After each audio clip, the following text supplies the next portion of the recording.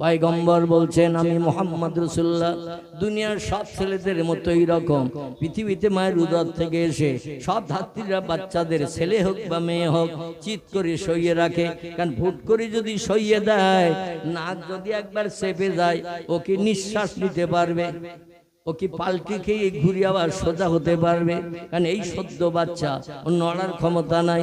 এই জন্য আল্লাহ পাক সব বাচ্চাকে পৃথিবীতে পাঠানোর পরে যারা ধাত্রী সন্তান প্রসব করায় বাচ্চাকে চিৎ করে সইয়ে রাখে, কিন্তু পয়গম্বর মুহাম্মদ রাসূলুল্লাহ ধাত্রীরা তাকে ভুট করে সইয়ে রেখেছিলেন। চিল্লাই বলুন সুবহানাল্লাহ। যার কেউ নাই তার কে আছে? আর একটু জোরে বলেন। যার কেউ নাই তার আছে আল্লাহ।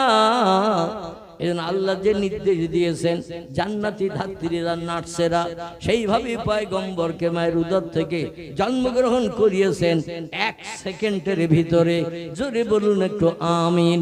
যদি বলেন হোয়াট ইজ দ্য ডকুমেন্ট, একটা ছোট্ট তথ্য আপনাদের কাছে দেব। পয়গম্বরের জীবনী গ্রন্থ পড়লে তথ্য পাবেন। সিরাতুন নবী, সিরাতে হালাবিয়া, আসাহুস সিয়ার আর রাহিকুল মাকতুম, সিরাতে ইবনে হিশাম, বিশ্ব নবীর নামি দামি জীবনী গ্রন্থ যারা লিপিবদ্ধ করেছেন তার ভিতরেই তথ্য লিপিবদ্ধ করা আছে। আমি সেই তথ্যই আপনাদের কাছে পরিবেশন করছি। ধাত্রীদের আল্লাহ পাক যেভাবে তথ্য দিয়ে দিয়েছেন তারা সেইভাবে কাজ করছেন। তবে এমন ট্রেনিং প্রাপ্ত হয়ে জান্নাতে ধাত্রীরা এই পৃথিবীতে এসেছিলেন বিশ্ব নবীকে জন্মগ্রহণ করাতে, মামিনার বাচ্চা প্রসব করিয়ে ব্যথা যন্ত্রণা দূর করতে। তারা অনেক আগে জান্নাতের নারী বনে রয়েছেন। জোরে বলুন একটু সুবহানাল্লাহ। কারবা নাম হযরতে আসিয়া, ফেরাউনের বিবি, জীবন দান করেছিল স্বামীর হাতে, কিন্তু তিনি কলেমা ছাড়েননি। আল্লাহ তার ঈমানটা পাকা বানিয়ে নেওয়ার কারণে তাকে জান্নাত হালাল বানিয়ে দিয়েছেন, জীবন দিয়েছেন, শহীদি মরণ বরণ করেছেন, আল্লাহ তাকে জান্নাতে রেখে দিয়েছেন। আরেকজন নারীর নাম হলো হযরতে মরিয়ম, ঈসা নবীর মা, তিনি এসেছিলেন নবীজিকে জন্মগ্রহণ করাতে। আরেকজনের নাম ছিল হযরতে হাজেরা, ইব্রাহিম নবীর দ্বিতীয় স্ত্রী, 2 নম্বরের বিবি। আল্লাহ পাক তাদের পাঠিয়ে দিয়েছিলেন জান্নাতি ট্রেনিং দিয়ে, যাতে বাচ্চা প্রসব করাতে যে কোনো অসুবিধা না হয়। আমিনারে বলা হলো আমিনা একটুখানি চোখটা বন্ধ করো। আমিনা বলছেন আমার প্রসব বেদনা চলছে সন্ধ্যার রাত থেকে, খুব ভালো করে শুনবেন, সন্ধ্যা বেলার পর থেকে মামিনার প্রসব বেদনা যন্ত্রণা চলছে। আর উনি এ ঘরের ভিতরে এ পার্শ্ববাস করছেন। আর পার্শ্ববর্তী মক্কায় আর যত লোকের বাড়ি ছিল, আবু লাহাব, আবু জেহেল, উমাইয়া বিন খালদ, সুফিয়ান ইবনে খালিদ হারবি, উতবা, উতাইবিয়া, শুআইবিয়া, ইকরামা, আবু সুফিয়ান, নাজ্জার, এদের ঘর ছিল সব পার্শ্ববর্তীতে। তবে দূরে দূরে ছিল তাদের ঘর। আমিনার ঘরের পাশে কারো ঘর ছিল না, কারণ আমিনা ওই যুগে তিনি মানুষের কাছে একটা অপবাদী সাব্যস্ত হয়েছিলেন। আমিনা দেখতে সুন্দরী, মিষ্টি মিষ্টি কথা বলে, মুস্কি মুস্কি হাসে। পাড়ার মেয়েরা তার পাশে যে কত ইয়াসরিবের দেশের গল্প আমরা শুনতে গেছি। আমরা মক্কার অধিবাসী, আমিনা হলো মদিনার অধিবাসী। মদিনার দেশের গল্প, নতুন দেশের গল্প কে না শুনতে চায়। কিন্তু আব্দুল্লাহর মরণের পরে মক্কার মানুষদের মগজে দুশ্চিন্তা জমে গেল। আমিনা দেখতে সুন্দরী, অপরূপা, মুস্কি মুস্কি হাসে, মিষ্টি মিষ্টি কথা বলে, তার কথা শুনলে কলিজার তুষের আগুন নিবারানো হয়। কিন্তু ও হলো সোয়াসে রোগিনী। কি রোগিনী? সোয়াসে রোগিনী। ওর দেহে কঠিন সোয়াসে রোগ রয়েছে। এখান থেকে 20-50 বছর আগে আমাদের দেশে যখন গরমকালে পক্স হতো না, অনেক মানুষ তাদের বাড়ির ধারে পাশে যেত না, কারণ সোয়াসে রোগ। ওখানে যদি যাই তাহলে ও রোগ আমারও ধরতে পারে।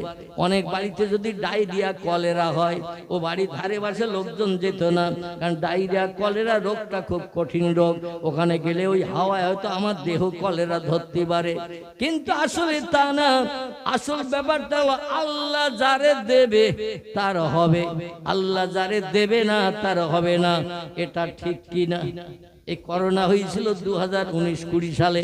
করোনা ছেলে বাপ নিতে যায়নি, ছেলে মাকেও নিতে যায়নি, হসপিটালে মারা গেছে, খবর দেয়া হলো তোমার বাপ মারা গেছে করোনা রোগে, মা মারা গেছে করোনা রোগে, লাশ নিয়ে চলে যাও। বলে লাশ নিতে যাই যদি আমারও ধরতে পারে রোগ, যা পারো করো, আমরা লাশ নিতে যাব না।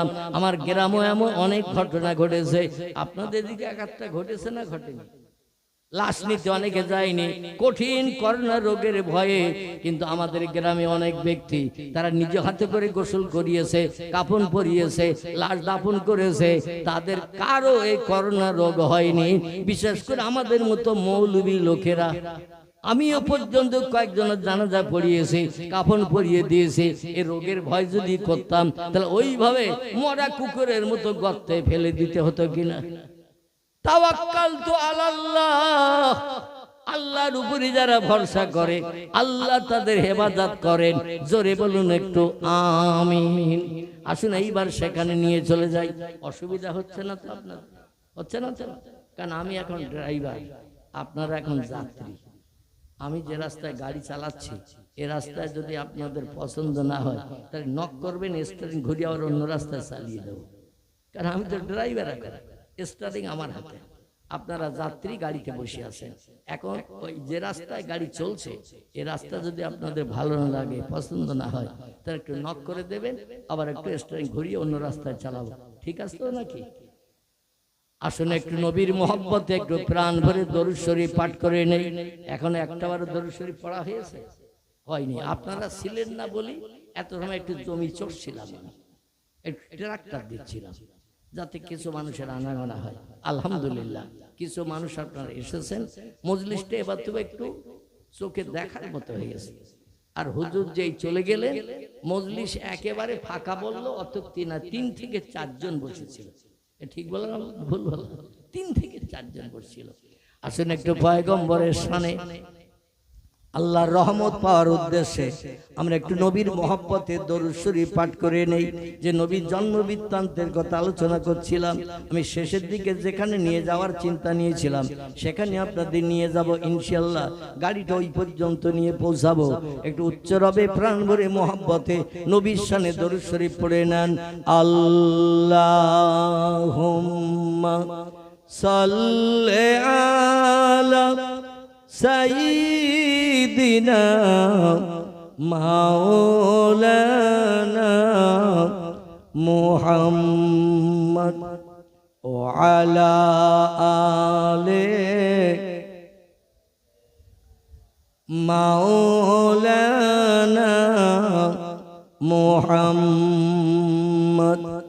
ইউসুফকে দেখে জুলাইখা পাগল, ইউসুফকে দেখে জুলাইখা পাগল, রসুলকে দেখে খাদিজা,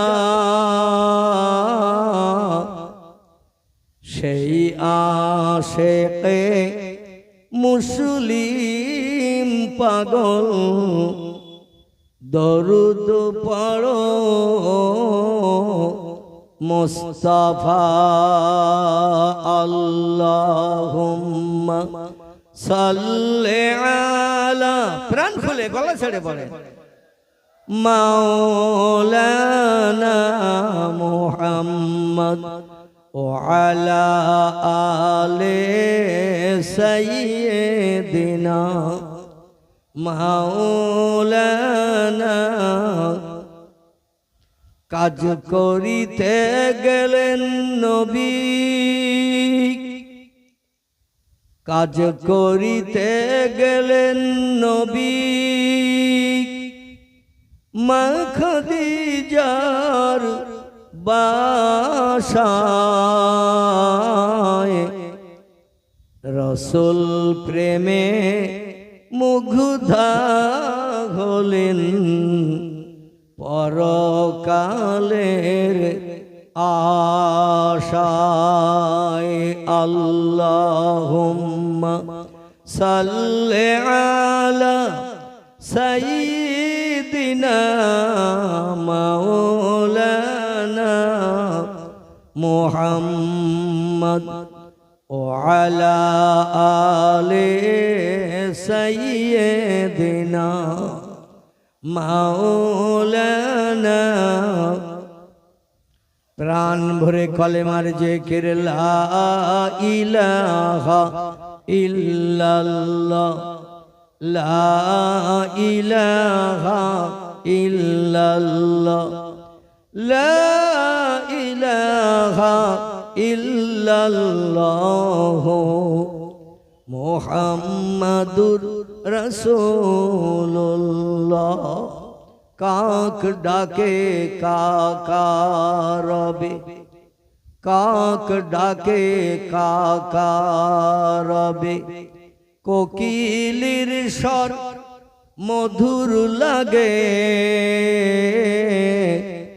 ডাকে সেই গ্রীষ্মের হাওয়ায় আল্লাহ ছাড়া মাবুদ নাই বলো লা ইলাহা ইল্লাল্লাহ লা ইলাহা ইল্লাল্লাহ লা ইলাহা ইল্লাল্লাহ মুহাম্মাদুর রাসূলুল্লাহ ওয়ান উসমান রাদিয়াল্লাহু আনহু قال قال رسول الله صلى الله عليه وسلم من مات من امتي وهو يعلم لا اله الا الله دخل الجنه রাওয়াহু মুসলিম একটু চিল্লায়ে বলুন আমিন নবীজির জবানে সহিহ মুসলিম শরীফের একটি হাদিস হাদিসটি বর্ণনা করেছেন বিশ্ববাসীদের কাছে তিনি হলেন নবীজির দুই কন্যার স্বামী বোঝা গেল এই হাদিসটি বর্ণনা করেছেন রাবীদের কাছে তিনি হলেন বিশ্ব নবীর দুটি মেয়ে বিয়ে করার সুযোগ পাওয়া স্বামী এনার নাম জিন্নুরাইন ওসমান গনি রাদিয়াল্লাহু আনহু জোরে বলুন সুবহান ওসমান গনি লোকটা ভালো লোক না খারাপ লোক লোকটা এত ভালো দুনিয়ায় বেঁচে থাকতেই যিনি কবরে যাওয়ার আগে আল্লাহর ফেরেশতা জিবরিল আমিন মারফত জান্নাত হালাল বানিয়ে নিয়েছিলেন একটু জোরে বলুন আমি মাথায় টুপি দিয়েছি মুখে দাড়ি আছে কম বেশি হাঁটুর নিচে লম্বা জামা গায়ে আছে আমি অধম মৌলভী আবুল কালাম বলতে কি পারবো আমি জান্নাতি হব মরে গেলে আপনারা বলতে পারবেন কেউ আমাদের সারা জীবনের নামাজ রোজা তাসবিহ তাহলিল জিকির আজকার কোরআন তেলাওয়াত আল্লাহ যদি পছন্দ না করে কবুল না করে তাহলে হাসরের মাঠে খালি হাতে দাঁড়িয়ে থাকতে হবে কিনা নামাজ পড়ছি মসজিদে মন আছে খোকার মার গোশের হাঁড়িতে নামাজ আছে মসজিদে মন রয়েছে দোকানের শাটারের তালায় দোকানটা বন্ধ করে আসলাম জোমান নামাজ পড়তে তো তালা দিছি তো এ মনে মনে হয় না মসজিদে নামাজ পড়ছি মনে আছে যে শ্যালো মেশিনটা চালিয়ে রেখে আসলাম খেতে পানির দরকার খুব এখন মেশিনটা বন্ধ হয়ে গেল কি বাস্ট হয়ে গেল কি হলো কি পানি ছাপিয়ে অপরের খেতে যাচ্ছে এমন চিন্তা মগজে আসে না একাগ্রতার নামাজ যদি না হয় খসু যারে বলা হয় এই একাগ্রতার নামাজ যদি আমাদের না হয় মন যদি খোকার মার কাছে যায় গোশের হাড়িতে যায় দোকানের শাটারে যায় বড় ধান খেতের আল ছাপিয়ে গেছে কিনা পানি এখানে যদি মনটা যায় নামাজ কবুল হবে বলে মনে হয় সেই খোদার কসম নামাজ কোনোদিন কবুল হবে না আর মসজিদে নামাজে দাঁড়িয়ে দেখবেন হাজার চিন্তা আমাদের মগজে আসে ঠিক বললাম না ভুল বললাম যখন নামাজে থাকি না তখন অত চিন্তা আসে না আর যেই নামাজে দাঁড়ায় তাকবীর তাহরিমা বেদে ইবলিস শয়তান হাজার চিন্তা মনের ভিতরে ঢুকিয়ে দেয় যাতে তোর নামাজ যেন আল্লাহর কাছে কবুল না হয় সহিহ মুসলিম শরীফের হাদিস নবী বলছেন যখন তুমি নামাজে দাঁড়াবে তখন এই ধারণা করে দাঁড়াবে আল্লাহ তোমার সামনে দাঁড়িয়ে আছে আল্লাহর কাজ করছো আল্লাহ তোমার কাজ দেখতেছে এইভাবে নামাজ পড়বে আচ্ছা মালিক যদি সামনে থাকে মজুরি যারা খাটে এরা কাজে ফাঁকি দেয় মালিক সামনে যদি থাকে কাজে ফাঁকি দেয় মজুরিরা বলে মালিক এসে দাঁড়িয়েছে, কাজ এখন ভালোভাবে কর, যখন 2-10 মিনিট পরে চলে যাবে তখন নাঙল তুলে ধরবি, খেজুর তলায় ছায়ায় বসবি, মালিক তো নাই। এমন ঘটনা ঘটে না ঘটে না? সাহাবীরা বললেন, ইয়া রাসূলুল্লাহ, আমরা তাকবীর তাহরিমা বেঁধে যখন নামাজে দাঁড়িয়ে যাব, আল্লাহকে দেখতে পাবো, এই রকম নিয়ে যদি আমাদের গাঢ়তর না হয়, সামনে নজর করে তাকালে যদি মসজিদের ওয়াল দেওয়ালের গায়ে আল্লাহরে দেখতে না পাই, তাহলে উপায় কি হবে? আল্লাহ নবী বললেন, ফাইল্লাম তারাহু ওয়া ইল্লাম ইয়ারাহ। ও সাহাবীরা, সামনের দিকে চোখ আলগা করে তাকিয়ে আল্লাহরে যদি দেখতে না পাও, তাহলে ওয়া ইল্লাম ইয়ারাহ, আল্লাহ তোমাদের সামনের দিকে তোমাদের নামাজ পড়া দেখছে, এই ধারণাটা করে নিয়ে নামাজ আদায় করবে। আল্লাহ তোমাদের দেখছে এই ধারণা যদি করে নিতে পারো, কাজে আর গাফিলতি হবে না, কাজে ভুল হবে না, কাজে মনোনিবেশ অন্যদিকে যাবে না। এই নামাজটি আল্লাহর দরবারে কবুলিয়তের দরজায় পৌঁছিয়ে যাবে। জোরে বলুন একটু সুবহানাল্লাহ। এখন এই নামাজ আমরা কজন পড়ি এই নিয়ে সংশয় আছে। পৃথিবীতে দুটি দলের মানুষ এই নিয়েতে নামাজ পড়েছে। একটি দলের নাম হলো নবী আম্বিয়ার দল, একটি দলের নাম হলো ওলি আউলিয়ার দল। বোঝা গেল? একটি দলের নাম হলো নবী আম্বিয়ার দল, একটি দলের নাম হলো ওলি আউলিয়ার দল। আর যত দলের মানুষ আমরা পৃথিবীতে বাস করছি, আলেম, হাফেজ, কারি, মুফতি, মসজিদের ইমাম, মুয়াজ্জিন, মুক্তাদি, চাষি, তাঁতি, কামার, কুমার, সুফতর, ধোপা, নাপিত, ডাক্তার, কবিরাজ, হাকিম, জজ, উকিল, ব্যারিস্টার, বিজ্ঞান, দর্শন, ইঞ্জিনিয়ার, ভূতত্ত্ববিদ, ঐতিহাসিক, সাহিত্যিক, ভৌগোলিক, এমন করে দর্জি থেকে শুরু করে সুতোর মিস্ত্রি পর্যন্ত, গাড়ির ড্রাইভার থেকে শুরু করে কন্ট্রাক্টর পর্যন্ত, যত দলের মানুষ আমরা পৃথিবীতে আছি, আমরা কোন দলের মানুষ কিন্তু ওই একাগ্রতার নামাজ পড়তে পারি না।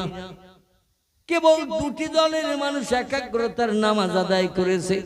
আর এদের টোটাল নামাজগুলো আল্লাহ কবুল করে নেওয়ার কারণে কোনদিন তাদের থানা পুলিশের কাছে যেতে হয়নি, ওসির কাছে যেতে হয়নি, কোর্ট কাছারিতে যাওয়ার প্রয়োজন হয়নি, মানুষের কাছে হাত পাতার দরকার হয়নি, প্রধানের কাছে দরখাস্ত দিতে যেতে হয়নি, মেম্বারের সঙ্গে যুক্তি করতে হয়নি, এমএলএর সঙ্গে কোনো গোপন আতাতের আলোচনা করতে হয়নি। সব সমস্যার সমাধান আল্লাহ দুটি দলের মানুষের নিয়েছেন।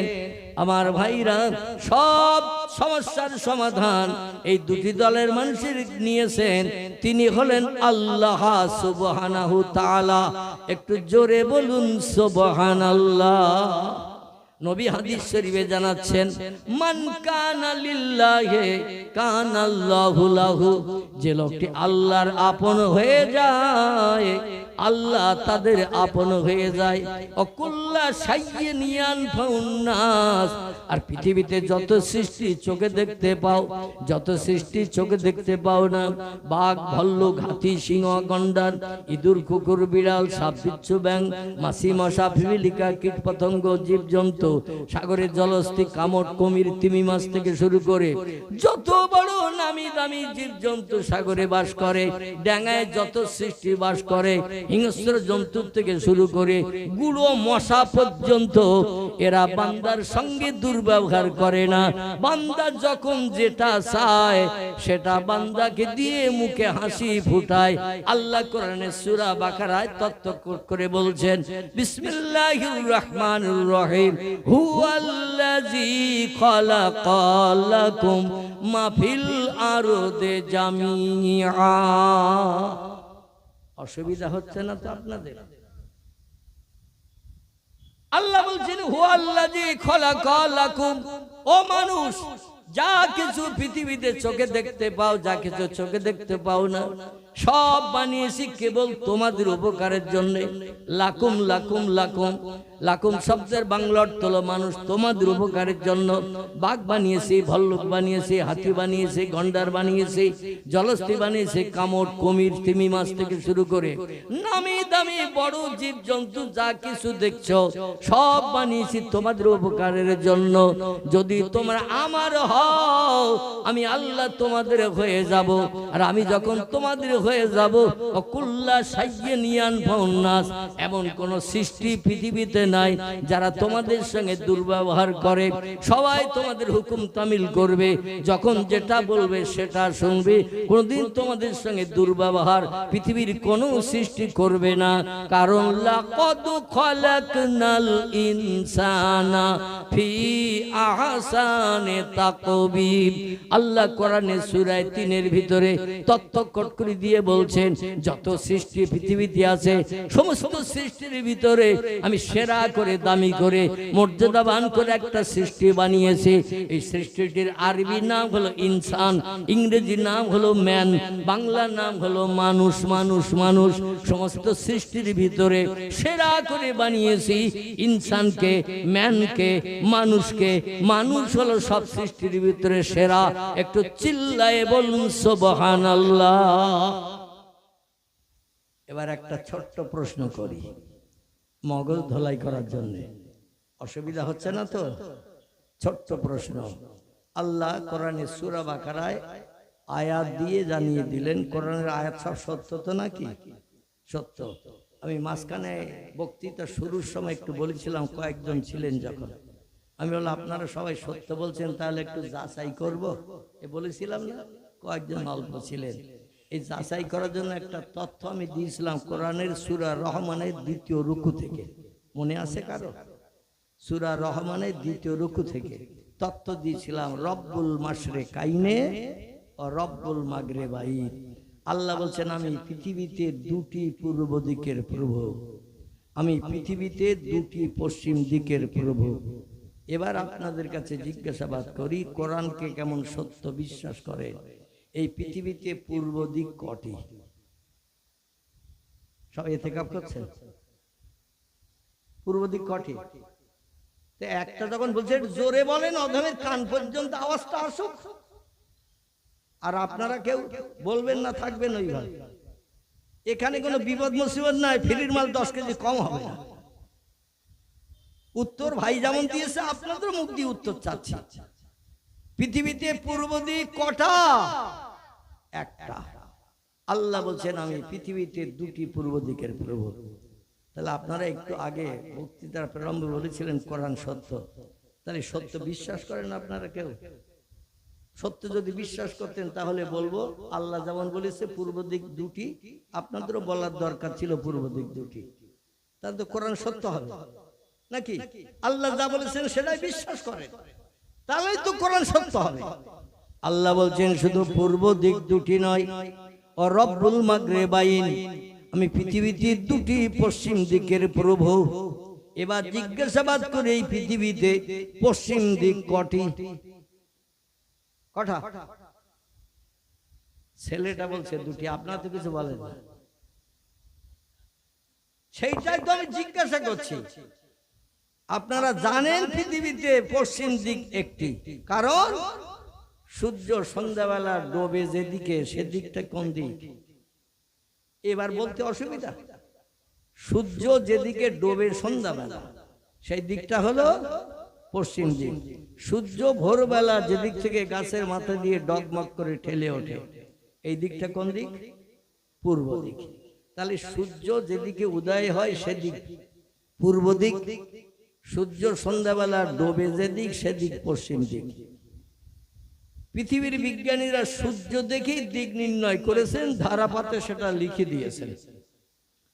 1 চন্দ্র, 2 পক্ষ, 3 নেত্র, 4 বেদ, 5 পঞ্চবান, 6 ঋতু, 7 সমুদ্র লিখেছেন না? লিখে 9 নবগ্রহ, 10 দিক লেখা আছে না? নাই, ধারাপাতে লেখা আছে।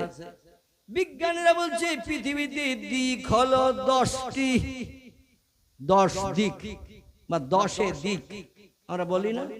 এটা দিক না, দয়সী ক, দিক। দিক মানে হলো এক একটা এলাকা।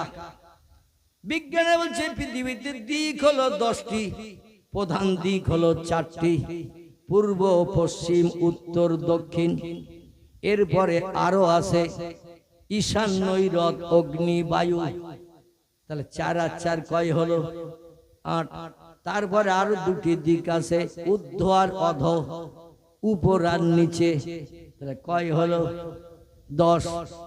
আল্লাহ বলছেন আমি পূর্ব দিকের পূর্ব হলাম 2টি, পশ্চিম দিকের পূর্ব হলাম 2টি। তাহলে এটাই যদি বাস্তব সত্য হয় তাহলে দিক আরো বাড়বে না কমবে? বিজ্ঞান যে তত্ত্ব দিয়েছেন খুব ভালো করে বুঝবেন। আর যদি কোনো মগজে কোনো প্রশ্ন আসে সেটাও জিজ্ঞাসাবাদ করবেন। তাহলে আমার একটু লম্বা সময় লাগবে আপনাদের মগজ সাফ করতে। আর যদি বলেন যা বলছেন বলুন তাই শুনে বাড়ি যাব, তার দুশ্চিন্তা যদি মগজ আলাদা জোটে ওটা কিন্তু নিয়েই বাড়ি যেতে হবে। ঠিক বললাম না ভুল বললাম? আপনাদের নিয়েই বাড়ি যেতে হবে। এখন 2টি, আমরা একটা পূর্ব দিক একটা পশ্চিম দিক, এটা ধরে 10 দিক গুনি। আল্লাহর কথা মোতাবেক পূর্ব দিক যদি 2টি ধরি, পশ্চিম দিক যদি 2টি ধরি, তাহলে দিক বাড়বে না কমবে? বাড়বে। তাহলে বেরিয়ে কত হবে? বাড়লে কত হবে? দিক 12। আল্লাহ কথা বলতেছেন তবে যেন একটু ভিতরে রেখে রেখে বলতেছেন। আহারে এই যে 12 হয় এটাই কিন্তু বিজ্ঞানীদের গণনায় ভুল।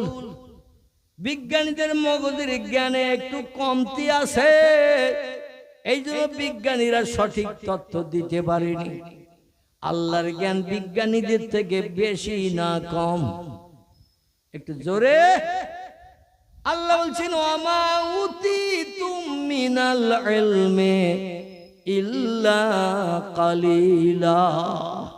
ও মানুষ, তোমাদের মগজে যে জ্ঞান, যে জ্ঞানের মাধ্যম দিয়ে ক্যালকুলেটর বানিয়েছো, কম্পিউটার বানিয়েছো, রিমোট কন্ট্রোল বানিয়েছো, স্যাটেলাইট বানিয়েছো, ইন্টারনেট বানিয়েছো, উপগ্রহ বানিয়েছো, চন্দ্রযান বানিয়েছো, পাতাল রেল বানিয়েছো, সাবমেরিন বানিয়েছো, রেডিও বানিয়েছো, ভিডিও বানিয়েছো, ভিসিআর বানিয়েছো, কোল্ড স্টোর হিমঘর বানিয়েছো, ফ্রিজ বানিয়েছো, আরো কত কিছু বানিয়ে পৃথিবীর মানুষের মুখে হাসি ফুটিয়ে দিয়েছো।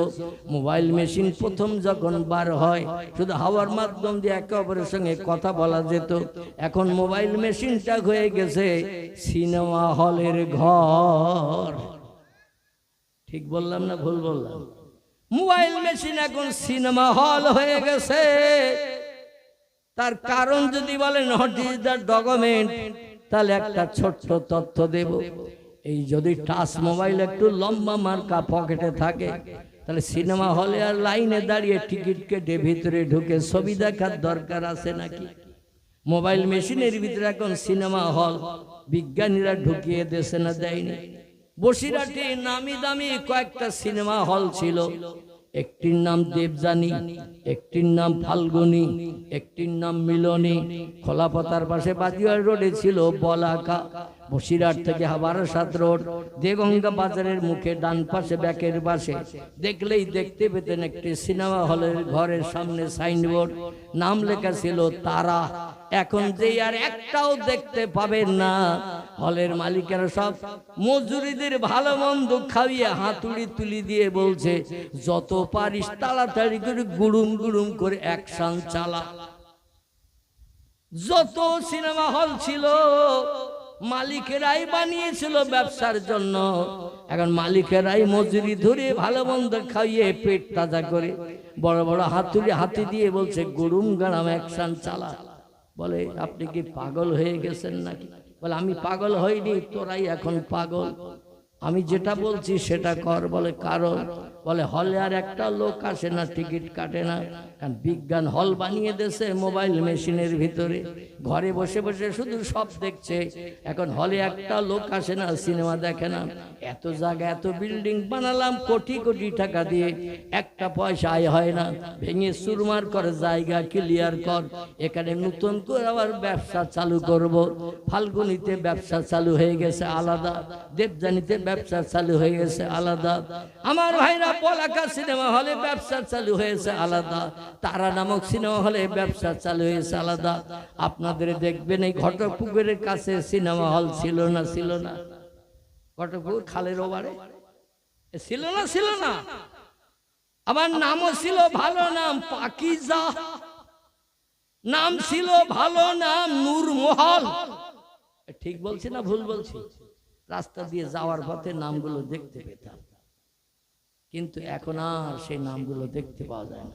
সব মালিকেরা ভেঙে চুরমার করে দিয়েছে, কারণ মানুষ এখন আর ওখানে উলঙ্গ নারীর ফটো দেখতে যাচ্ছে না। বিজ্ঞান এই ফটো দেখা বন্ধ করে দিয়েছে। তাহলে বিজ্ঞানীদের মগজে মাল আছে না নাই? এত কিছু মাল থাকা সত্ত্বেও আল্লাহ বলছেন, ও বিজ্ঞানীরা, তোমাদের মগজে যে জ্ঞান, যে জ্ঞানের মাধ্যম দিয়ে মানুষের মুখে হাসি ফুটিয়েছো, তবে শোনো, তোমাদের জ্ঞানটা কিন্তু অসীম জ্ঞান নয়। অমা উতীতুম মিনাল ইলমি, যে জ্ঞান তোমাদের মগজে দিয়েছি রিসার্চ করে গবেষণা করে হাজারো যন্ত্র মেশিন বানানোর জন্য, এই জ্ঞান কিন্তু শেষ নয়। তোমাদের থেকে আরেকজন ব্যক্তির জ্ঞান বেশি আছে, তিনি হলেন আল্লাহ সুবহানাহু তাআলা। জোরে বলুন সুবহানাল্লাহ। তোমাদের জ্ঞান হলো আমি আল্লাহ, আমার জ্ঞানের কাছে সামান্যতম একটুখানি জ্ঞান আমি তোমাদের মগজে দিয়েছি, তাই ভাঙিয়ে চুরিয়ে তোমরা অনেক কিছু বানিয়েছো। আমি আল্লাহ এমন একজন জ্ঞানী, তোমাদের মতো অত সময় লাগে না আমার কোনো কিছু করতে, কোনো কিছু বলতে, কোনো কিছু সিদ্ধান্ত নিতে। ইন্নামা আমরুহু ইযা আরাদা শাইআন আইয়াকুলা লাহু কুন ফায়াকুন। জোরে বলুন একটু আল্লাহু আকবার। আল্লাহ বলছেন, শোনো, নামি দামি অ্যাটম বোমা বানিয়েছো, হাইড্রোজেন বোমা বানিয়েছো, রাসায়নিক জৈব বোমা বানিয়েছো, সাবমেরিন বানিয়েছো, সাগরের পানির তলা দিয়ে যুদ্ধ জাহাজ চালিয়ে দিয়ে জায়গায় যে ভুস করে তুলে দেবে, ওখান থেকে আবার বোমা নিক্ষেপ করে পানির তলা দিয়ে চলে আসবে, শত্রুর একটা পশমের ক্ষতি করতে পারবে না। এই সাবমেরিন যন্ত্র যুদ্ধ জাহাজ বিজ্ঞানীরা বানিয়েছে। আল্লাহ বলছেন, তাই বলে মনে করিও না আমার উপরে তোমরা চলে গেছো। ও বিজ্ঞানীরা শোনো, আমরা যেটা করতে না পারি সবার আগে সেটা করতে পারেন কে? আমরা যে জিনিসটা দেখতে না পাই সবার আগে সেটা দেখতে পান কে? আমরা যে কথা শুনতে না পাই সেটা সবার আগে শুনতে পান কে? একটু জোরে বলেন। তিনি হলেন আল্লাহ সুবহানাহু ওয়া তাআলা। তিনি বলছেন, শোনো, আমি যখন কোনো কিছু বানানোর চিন্তা ভাবনা করি, কোনো কিছু তৈরি করার চিন্তা ভাবনা করি, একটা টেবিল বানাতে গেলেও 2-1 ঘন্টা লাগবে, একটা বাস তৈরি করতে গেলেও 2-4 মাস লাগবে, একটা যদি চেয়ার বানাতে যাও অন্তত 2-1 দিন সময় লাগবে। আমি আল্লাহ, আমার ওই রকম সময় লাগে না। আমি যখন শুধু বলি কুন ফায়াকুন, সঙ্গে সঙ্গে সেটা হয়ে যায়। 1 সেকেন্ডের জায়গায় 2 সেকেন্ড সময়। কোনো কিছু বানাতে আমার অতীতে লাগেনি, বর্তমানে লাগছে না, ভবিষ্যতেও লাগবে না। আর এই ধারণাও যেন তোমরা করিও না আমি পৃথিবী বানিয়েছি বলে সলিমউদ্দিন চাচা, আব্দুল করিম দাদা, মনোরঞ্জন কাকার থেকে আমি আল্লাহ বুড়ো হয়ে গেছি, আমার শক্তি ক্ষমতা কম হয়ে গেছে, এমন ধারণা যেন কোনোদিন করিও না। আল্লাহু হাইয়ুন কাইয়্যুম, আমি অতীতে যেমন ছিলাম বর্তমানে তেমন আছি, ভবিষ্যতেও তেমন থাকবো। আল্লাহু লা ইয়ামুত, সব সৃষ্টির মরণ হবে। কুল্লু নাফসিন যায়িকাতুল মাউত, প্রত্যেকটি সৃষ্টির মরণের আশ্বাস চাকানো হবে। মরণের হাত থেকে কেউ নিষ্কৃতি পাবে না, কেউ বেঁচে থাকতে পারবে না, সবাইকে মরণ বরণ করতে হবে। কিন্তু আল্লাহু লা ইয়ামুত, আমি আল্লাহ, আমার মরণ কোনোদিনও হবে না। অতীতে ছিলাম, বর্তমানে আছি, ভবিষ্যতেও থাকবো। আর আমার শক্তি পাওয়ার ক্ষমতা বয় বৃদ্ধ হওয়ার কারণে কম হয়ে গেছে, এটাও যেন ধারণা করিও না। আমি সব সময় চিরন্তন, চিরঞ্জীবী, আমার শক্তি ক্ষমতা একই পাওয়ারে আছে এবং থাকবে। জোরে বলুন একটু সুবহানাল্লাহ, নারে তাকবীর। আমার শক্তি আগে যেমন ছিল এখনো তেমন আছে, ভবিষ্যতেও তেমন থাকবে। এখন যদি বলেন হুজুর আল্লাহ এই তত্ত্বগুলো কোরআনে দিয়েছেন, তার কোনো বাস্তব প্রমাণ আছে? কোনো মানুষ এমন তো প্রশ্ন করতেও পারে যে আল্লাহ আগে যেমন ক্ষমতাবান ছিলেন, বয়স বুড়ো হওয়ার পরও আল্লাহ তেমন ক্ষমতাবান আছেন। আল্লাহ এর তত্ত্বটা কি কোরআনে প্রমাণ করে দেখিয়েছেন? তাহলে আমরা তো নিশ্চিন্ত মনে হতে পারতাম, দুশ্চিন্তা মুক্ত হতে পারতাম। আল্লাহ কোরআনে তত্ত্ব কট করে দিয়ে বলছেন, বিসমিল্লাহির রহমানির রহিম, তুলিজুল লাইলা ফিন নাহারে ওয়াতুলিজুন নাহারা ফিল লাইল ওয়াতুখরিজুল হাইয়া মিনাল মাইয়িতি ওয়াতুখরিজুল মাইয়িতা মিনাল হাইয়্যি ওয়াতারযুকু মান তাশাউ বিগাইরি হিসাব। জোরে বলুন একটু আল্লাহু আকবার। আল্লাহ বলছেন আমার ক্ষমতা আগের মতো আছে না কম হয়ে গেছে? তোমাদের মতো বুড়ো হয়ে গেছে কিনা? আমি কোরআনে শুধু তত্ত্ব পরিবেশন করি নাই, যত তত্ত্ব দিয়েছি বাস্তবে সব তত্ত্বগুলো প্রমাণ করে দেখিয়েছি, যাতে তোমাদের কোনো শক বা সন্দেহ কিঞ্চিত পরিমাণ মগজে না জমে। জোরে বলুন সুবহানাল্লাহ। শোনো মানুষ, তোমরা বর্তমান প্রযুক্তির যুগে, একবিংশ শতাব্দীর যুগে অনেক কিছু বানিয়ে তোমরা এখন মাথা উঁচু করে দাঁড়িয়েছ। আমাদের মতো ক্ষমতা শক্তি আর কারো নাই। তাহলে আমি গোটা তিনেক জিনিসের তত্ত্ব তোমাদের কাছে দিলাম আর সময় দিলাম। এজা তুলিয়ে শামসে মাগরিবে হা, যতদিন পশ্চিম দিকে সূর্য না উঠবে, ও গুরুবে শামসে মাশরিকে হা, পূর্ব দিকে সূর্য যতদিন না ডুবতে যাবে ততদিন পর্যন্ত আমি তোমাদের সময় দিলাম। আমার ক্ষমতা বেশি না তোমাদের ক্ষমতা বেশি? এক একটা বোমা বাস্ট করে এক একটা দেশ তোমরা ধূলিসাৎ করে দিতে পারো বলে এই ধারণা যেন করিও না। আমি তোমাদের থেকে নর্মালিটিতে পৌঁছে গেছি, আমার ক্ষমতা এখন তোমাদের থেকে হ্রাস হয়ে গেছে, এই চিন্তা করিও না। কারণ আমার ক্ষমতার সঙ্গে একটু পাল্লা দিয়ে দেখো। তবে 2 মাস সময় দিচ্ছি না, 6 মাস সময় দিচ্ছি না, 1 বছর দিচ্ছি না, 10 বছর দিচ্ছি না, 20 বছর দিচ্ছি না। আমি ওই দিন পর্যন্ত সময় দিলাম। আমার ক্ষমতার সঙ্গে তোমরা সামঞ্জস্য হতে পারো কিনা, 50-50 অর্ধেক অর্ধেক হতে পারো কিনা, কিংবা আমার উপরে তোমরা ক্ষমতাবান এটাও প্রমাণ দেখাতে পারো কিনা। সময় দিলাম যতদিন পর্যন্ত পশ্চিম দিকে ভোরবেলা গাছের মাথার উপর দিয়ে ডগমগ করে সূর্য উঠবে আর ওই সূর্য ডুবতে যাবে পূর্ব দিকে সন্ধ্যাবেলা, ততদিন পর্যন্ত সময় দিলাম। আমার সঙ্গে একটু তোমরা পাল্লা দিয়ে চেষ্টা করে দেখো আমার থেকে ক্ষমতা তোমাদের ঊর্ধ্বে না আমাদের থেকে নরমাল। জোরে বলুন একটু আমিন, একটু জোরে বলুন আমিন। আল্লাহ বলছেন একটি ক্ষমতার কথা, তুলিজুল লাইলা ফিন নাহার ও তুলিজুন নাহারা ফিল লাইল। আমি রাতের বেলা দিন করি আর দিনের বেলা রাত করি। আমি রাতের বেলা দিন করি, দিনের বেলা রাত করি। যদি তোমাদের পাওয়ার ক্ষমতা শক্তি বেশি হয়, যত যন্ত্র মেশিন বোমা টোমা সব আছে, অগ্নি অস্ত্র আছে, একদিন রাত 12টার সময় রাত 11টা দিন 11টা বানিয়ে দাও, রাত 1টার সময় দিন 11টা বানিয়ে দাও, রাত 1টার সময় এমন করে দিন 12টা বানিয়ে দাও, আবার দিন দুপুরবেলা 12টার সময় রাত 1টা বানিয়ে দিয়ে দেখাও। যদি তোমরা পারো তাহলে বুঝবো আমার ক্ষমতা যেমন তোমাদের ক্ষমতাও তেমন। আমরা সমান সমান ক্ষমতা ভাগ করে নেব। তোমাদের ক্ষমতা 50, আমার ক্ষমতা 50।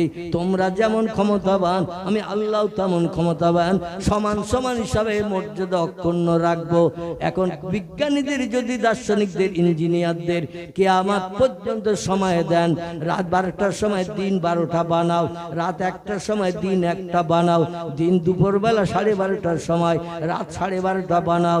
Russia, Japan, German, England, Holland, Poland, Italy, Brazil, Thailand, Singapore, Burma, Rangoon, Hindustan, Pakistan, Bangladesh, Afghanistan, Iraq, Iran, Kuwait, Jordan, Arab, পারস্য, তুরস্ক, Libya, Nigeria, Indonesia, Malaysia, Sri Lanka, Burma, Tajikistan, Kazakhstan, Balochistan, Azerbaijan, Armenia, Saudi Arab, Arab আমিরশাহী, শাম, সিরিয়া, মরক্কো, ইয়ামান, Bulgaria, মিশর, Jordan, পারস্য, তুরস্ক থেকে শুরু করে যত দেশ পৃথিবীতে আছে সব দেশের বিজ্ঞানীদের যদি ডাক দিয়ে বলেন, ও বিজ্ঞানীরা, দার্শনিকেরা, ইঞ্জিনিয়ারেরা, তোমরা দিন 12টার সময় রাত 12টা বানিয়ে দাও, রাত 1টার সময় দিন 1টা বানিয়ে দাও। ওরা সব দাঁড়াবে না, ইতিকাফে নিয়ত করে চলে যাবে। কি দাঁড়াবে যে আমরা পারবো, করে দেখাবো?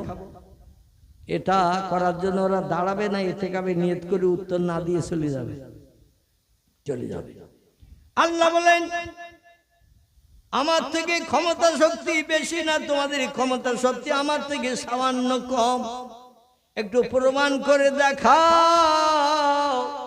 আমি আল্লাহ অতুখরিজুল হাইয়া মিনাল মাইয়াতে অতুখরিজুল মাইয়াতা মিনাল হাইয়ে, আমি মরাকে জিন্দা করি কোন শব্দের মাধ্যম দিয়ে, আর জিন্দাকে এক মুহূর্তে কোন বলে মারি। ইনজেকশন দিতে হয় না, নাক টিপে ধরতে হয় না, গলা টিপে শ্বাসরোধ করতে হয় না, শুধু আমি বলি কোন ভাইয়া কোন, সঙ্গে সঙ্গে সেটা হয়ে যায়।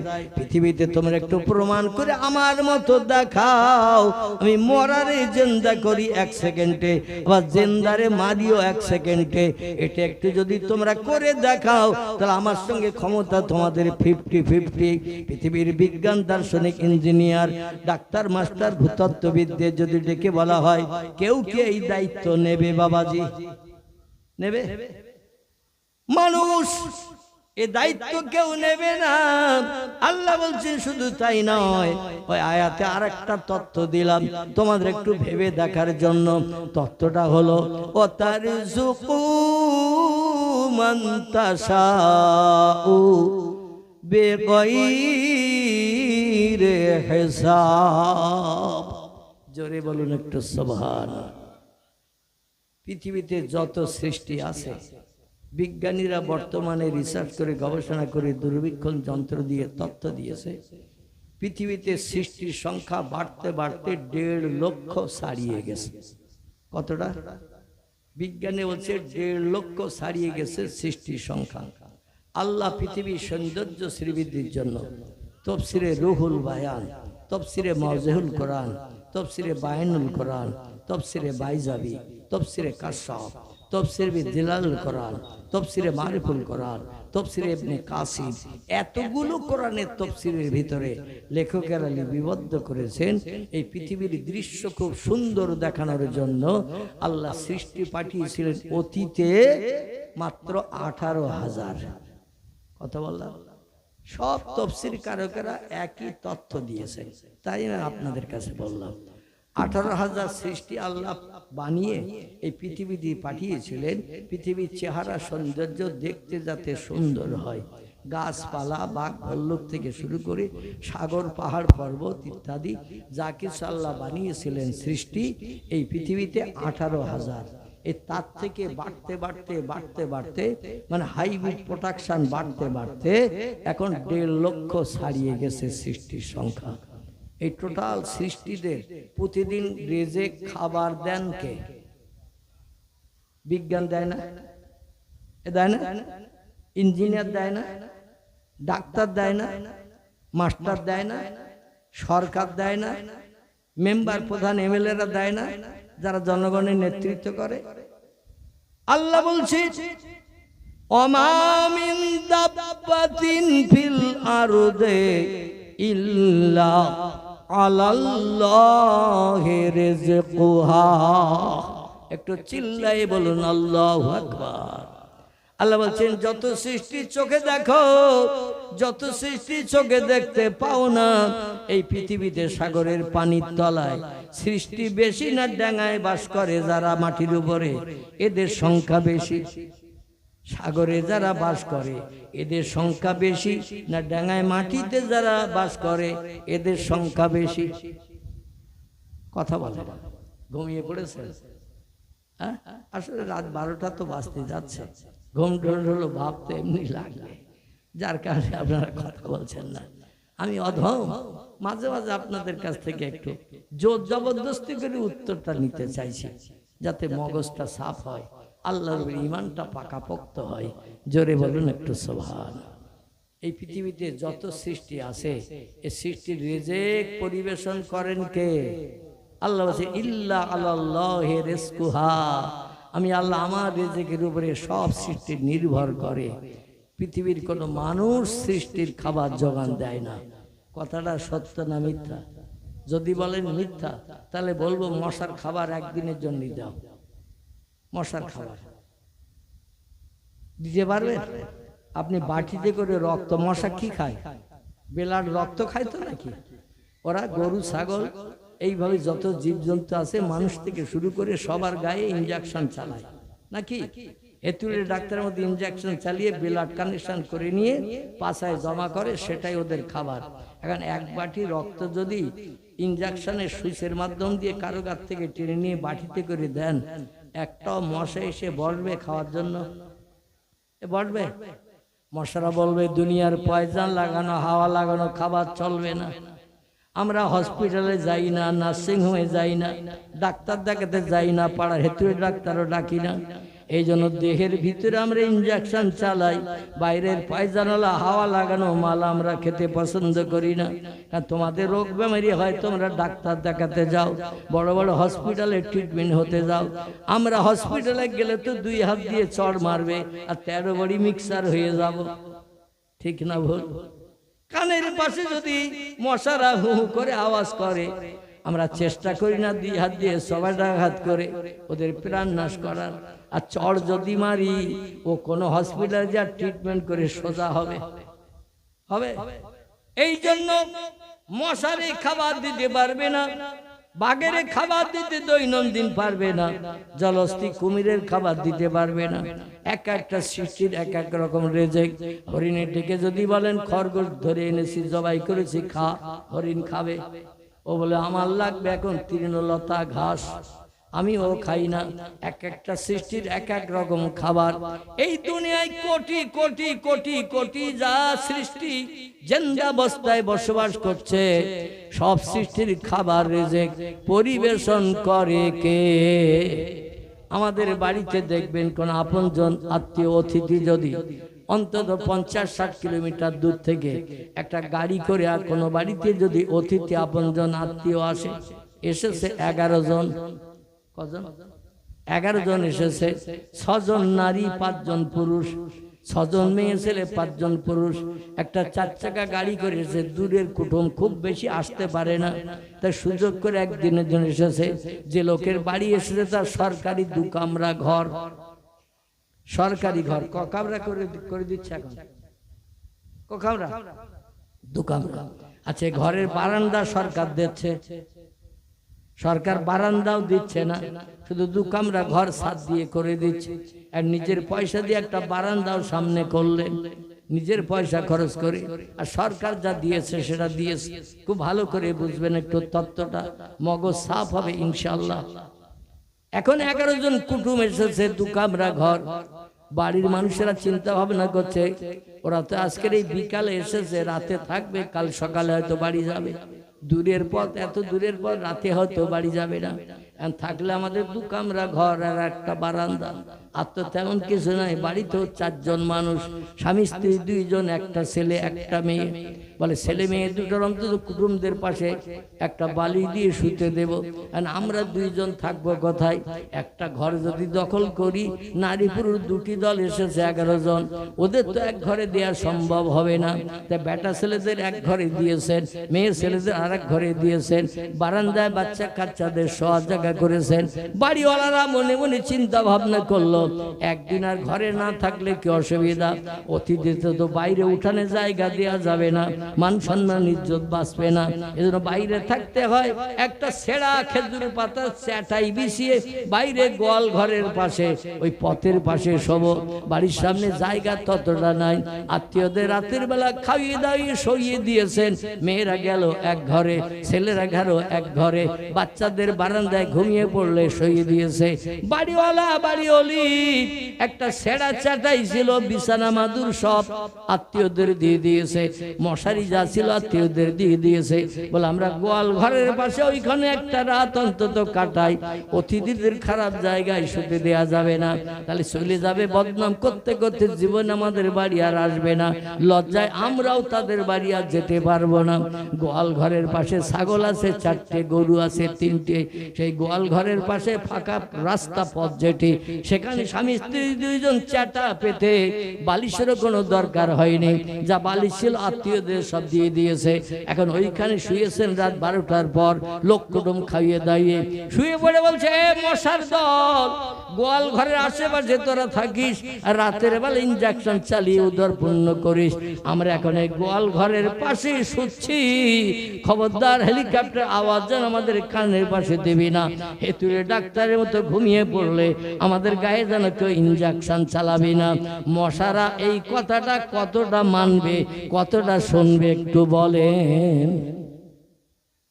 মশারা এরা মানবে তো কথাটা? বাড়িওয়ালারা বলতেছে আমরা ঘুমাবো, সারাদিন ক্লান্ত, এজন্য আমাদের গায়ে যেন ইনজেকশন চালাবি না, দমদম এয়ারপোর্টের হেলিকপ্টারের মতো আওয়াজ যেন কানের পাশে দিবি না, ঝামেলা করবি না। আচ্ছা মশারা শুনবে তো কথা? মশারা বলবে একটু ঠান্ডা হও, তারপরে কোথায় কোন জায়গায় ফাঁকা থাকে দেখবো, আর পাড়ার হেতুর ডাক্তারের মতো ইনজেকশন ভোর পর্যন্ত চালাবো। ঠিক না ভুল?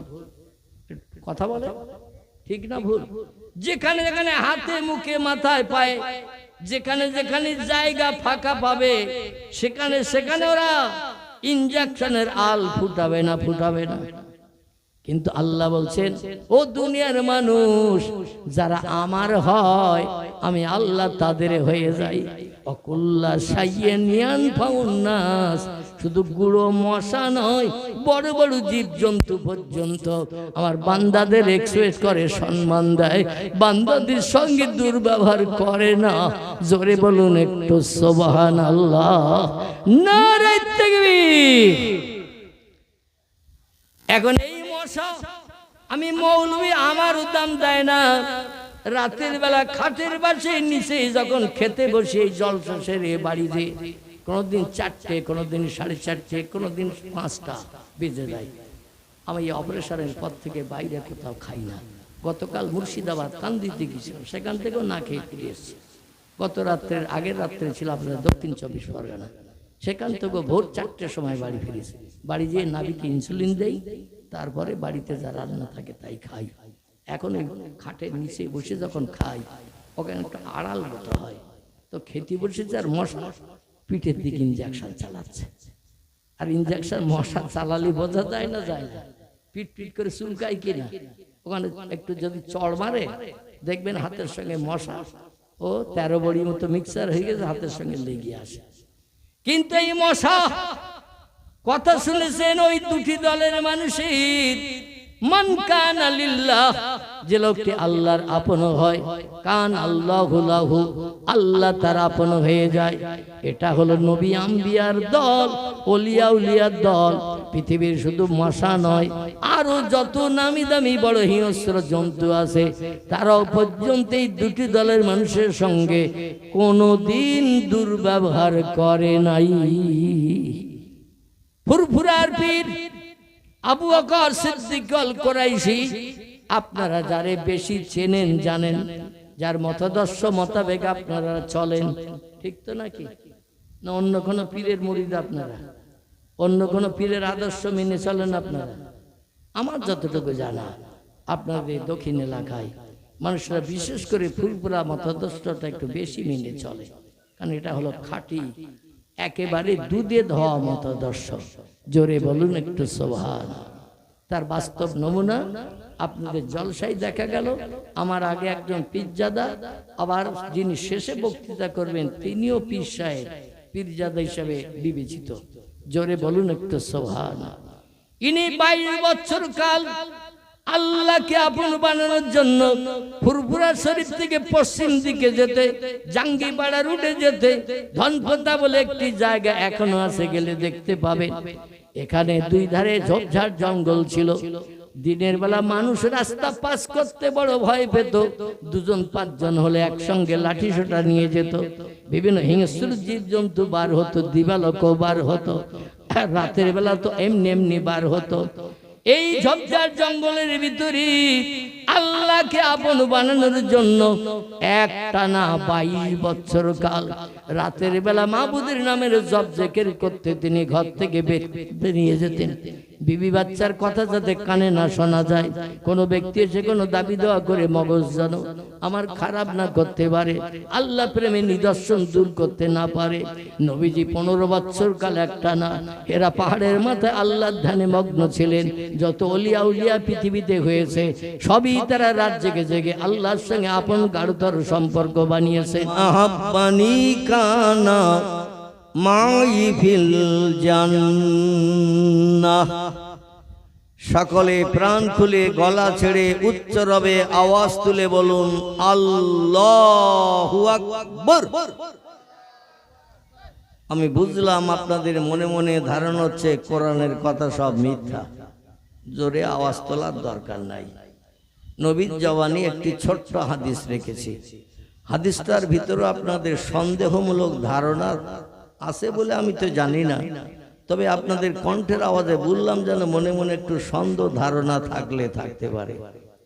বক্তৃতার প্রারম্ভে একটা ছোট্ট প্রশ্ন রাখছি, কোরআনে যত কিছু তথ্য কথাবার্তা লিপিবদ্ধ আছে সব সত্য না মিথ্যা? আমি আপনাদের আওয়াজ এখনো কানে শুনতে পাইনি। এখন বয়স বেশি হওয়ার কারণে কি আমার কান কালা হয়ে গেল নাকি? আচ্ছা, আমি যে কথাগুলো বলছি মাইকের মাধ্যম দিয়ে আপনারা সবাই শুনতে পাচ্ছেন তো নাকি? যদি না পারেন তাহলে আরো আমার জোরে চিল্লেই বলতে হবে, আর এতে যদি শুনতে পান আলহামদুলিল্লাহ, তাহলে চিল্লানোর দরকার হবে না। এখন আমি যে প্রশ্নটা আপনাদের কাছে রাখলাম, কোরআনের কথা সব সত্য না মিথ্যা? সব সত্য না কিছু কিছু মিথ্যা আছে? হ্যাঁ, সব সত্য। সকলে একমত? সকলে একমত? আল্লাহু আকবার। তাহলে আমি আপনাদের একটু মগজ ধোলাই করব, একটু মগজ ধোলাই করব, কেমন সত্য বিশ্বাস করেন সেটা একটু যাচাই করব। রাজি আছেন সকলে? যাচাই করলে কি মান সম্মান যাবে না ঈমান বাড়বে? কথা বলে না। যাচাই করলে ঈমান বাড়বে, মান সম্মান যাবে না, ঠিক তো নাকি? আল্লাহ বলছেন রব্বুল মাশরিকাইনে ও রব্বুল মাগরিবাইন। কোরআন পাকের 27 পারা, সূরাটির নাম হলো সূরাতুর রহমান। কি নাম বললাম? 27 পারা সূরা রহমান। এই সূরা রহমানের দ্বিতীয় রুকুতে আল্লাহ তথ্য কোট করেছেন রব্বুল মাশরিকাইন ও রব্বুল মাগরিবাইন। আপনারা একটু আগে বললেন কোরআনের কথা সব সত্য, আমিও আপনাদের সঙ্গে একমত। দূরে যারা আছেন একটু আমার কাছের দিকে আসেন ভাই, তাহলে আমার কিছু দিতে সুবিধা হবে। মানে ফাঁকা মাঠে গোল দেওয়া যায় না, এই জন্য একটু আমার কাছে, হ্যাঁ কাছের দিকে আসেন। আর এই পাশের দিকে যারা আছেন ওদিকে আড়ালে না থেকে আমি আপনাদের মুখ দেখি, আপনারা অধমের মুখ দেখেন। কোরআন হাদিসের বিজ্ঞ পণ্ডিত আলেমদের মুখ দেখলে লাভ না লস? আলেমদের মুখ দেখে আল্লাহ সগীরা গোনাগুলো মাফ করে দেয়। জোরে বলুন সুবহানাল্লাহ। এই জন্য আশেপাশে না থেকে সামনে বসার জায়গা যখন খুব সুন্দর জায়গা কর্তৃপক্ষরা বানিয়েছেন, আড়ালে না থেকে আমি অদম আমার সামনে একটু আসেন, তাহলে আমার দু কথা তাও দেখেছেন সাইটের দিকে যাচ্ছে। আচ্ছা, আমি কি বাঘটাক নাকি যে সামনে বসলে হালুম করে পড়বো আর বাঘের মতো ধরিয়ে নিয়ে খেয়ে ফেলবো, বিবি বিধবা হবে, সন্তান এতিম হবে? এরকম তত্ত্ব কোনদিন পেয়েছেন আমার জলসায় যে হুজুরের সামনে বসলে ভয় আছে, হালুম করে বাঘের মতো পড়বে আর ধরিয়ে খেয়ে নেবে, পিঠে তুলে নিয়ে চলে যাবে, বউটা বিধবা হবে, ছেলেটা এতিম হবে, সারা জীবন আর আব্বারে পাবে না, স্ত্রী স্বামীরে পাবে না? এরাম আমার জলসায় কোনোদিন ঘটিয়েছে বলে মনে হয়? যদি ঘটে তাহলে এই পান্ডেলের বাইরে যে চেয়ার নিয়ে বসেন, অন্তত ভয় দূর হোক। আর যদি আপনারা বলেন যে কোনো জায়গায় ওয়াজ করতে যে হুজুরের জীবনে এরকম তত্ত্ব শুনিনি, তাহলে নিশ্চুপতা অবলম্বন করে চিন্তা মুক্ত হয়ে সামনে এসে বসেন। কি এতে আপনাদের কষ্ট হচ্ছে? কথায় আলহামদুলিল্লাহ। আমার ভাইরা, আল্লাহ পাক কোরআন পাকের 27 পারায় সূরা কোট করেছেন, সূরাটির নাম হলো সূরাতুর রহমান। হাসরের মাঠে আল্লাহ পাক জান্নাতীদের সঙ্গে যখন দেখা দেবেন, এখন এই পৃথিবীতে খুব ভালো করে শোনেন আমার কথাগুলো, এই পৃথিবীতে আমরা আল্লাহরে কেউ দেখতে পেয়েছি? পেয়েছি? আচ্ছা, আল্লাহরে দেখতে পাইনি, তাহলে আল্লাহ আছে না নেই? হ্যাঁ, দেখেননি, তাহলে বিশ্বাস করছেন কি করে? বিজ্ঞানীরা বলছে যেটা চোখে দেখি সেটা বিশ্বাস করি, যেটা চোখে দেখি না সেটা বিশ্বাসের জায়গায় আনি না। তাদের কাছে প্রশ্ন করা হলো, সব কি চোখে দেখতে পাওয়া যায়? বিজ্ঞানীরা বলল সব চোখে দেখতে পাওয়া যায় না বলে ওরা দূরবীন বানিয়েছে, দূরবীক্ষণ যন্ত্র বানিয়েছে, যে জিনিস চোখে কাছের কাছে দেখতে পাওয়া যায় না, ক্ষুদ্রগুলো নজরে আসে না, দূরবীনের কাজ আই গেলা চোখে লাগালে দূরের গুলো জিনিসটা কাছের কাছে বড় দেখায়। এর নাম হলো দূরবীন যন্ত্র। বোঝেন তো? মোটামুটি ছোট জিনিস বড় দেখায়। বিজ্ঞান বললো এই দূরবীন যন্ত্র বানিয়ে এই যে বসে আছে জলসায়, আমাদের চোখের সামনে হাজারো জীবাণু পয়জন ঘুরে বেড়াচ্ছে না? বেড়াচ্ছে না? চোখের সামনে হাজারো পয়জন জীবাণু ঘুরে বেড়াচ্ছে, যা আমাদের চোখে দেখতে পাই না। দূরবীক্ষণ যন্ত্র লাগালে সব ধরা পড়ে। হাজারো হাজার জীবাণু পয়জন সব সামনে ঘুরে বেড়াচ্ছে। এই জন্য ডাক্তারের নির্দেশ, তারা বলে মাস্ক মুখে লাগাও, নাক ঢাকো, যাতে তোমার ভিতরে কোনো নিঃশ্বাস টানলে পয়জন জীবাণু তোমার পেটের ভিতরে না ঢোকে। যাই হোক, কিন্তু মহান আল্লাহ পাক রব্বুল আলামিনকে এই পৃথিবীতে কেউ দেখতে পেয়েছেন? এর কথা বলে দেখতে পাইনি। কিন্তু আমি বলবো এই পৃথিবীতে দুইজন ব্যক্তি আল্লাহকে দেখার সুযোগ পেয়েছিলেন। জোরে বলুন সুবহানাল্লাহ।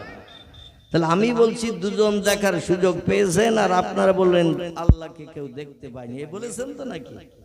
তাহলে আপনাদের তত্ত্বটা ভুল, আমার তত্ত্বটা সত্য হবে। আমি উদ্ধৃতি দিলে, একজন ব্যক্তির নাম সাইয়্যিদুল আম্বিয়া রাহমাতাল লিল আলামিন, খাতামান নাবিয়্যিন, শাফিউল মুজনাবিন, রাহিতুল আশিকিন, মুরাদিল মুস্তাকিন, সিরাজুস সালিকিন, মিসবাহুল মুকাররাবিন, জাদ্দুল হাসান আল হুসাইন, আবিল কাসিম, যার মধুর নাম আল্লাহ নিজেই পছন্দ করে রেখেছিলেন। সন্তান প্রসবের পরপরই জান্নাতি ধাত্রীদের বলে দিয়েছিলেন বাচ্চা হলে নামটা তার মায়ের কাছে বলে আসবে, বাচ্চার নাম কি রাখা হবে।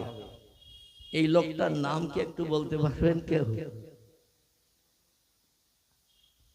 আমার পিছন থেকে আমার ভাই একটা উত্তর দিয়েছে, আপনাদের কণ্ঠের আওয়াজ এখনো পাইনি, কারণ আপনারা আমার সামনে বসা। আপনারা কেউ বলতে পারবেন লোকটার নাম কি? কি শুধু মোহাম্মদ বললে হবে না?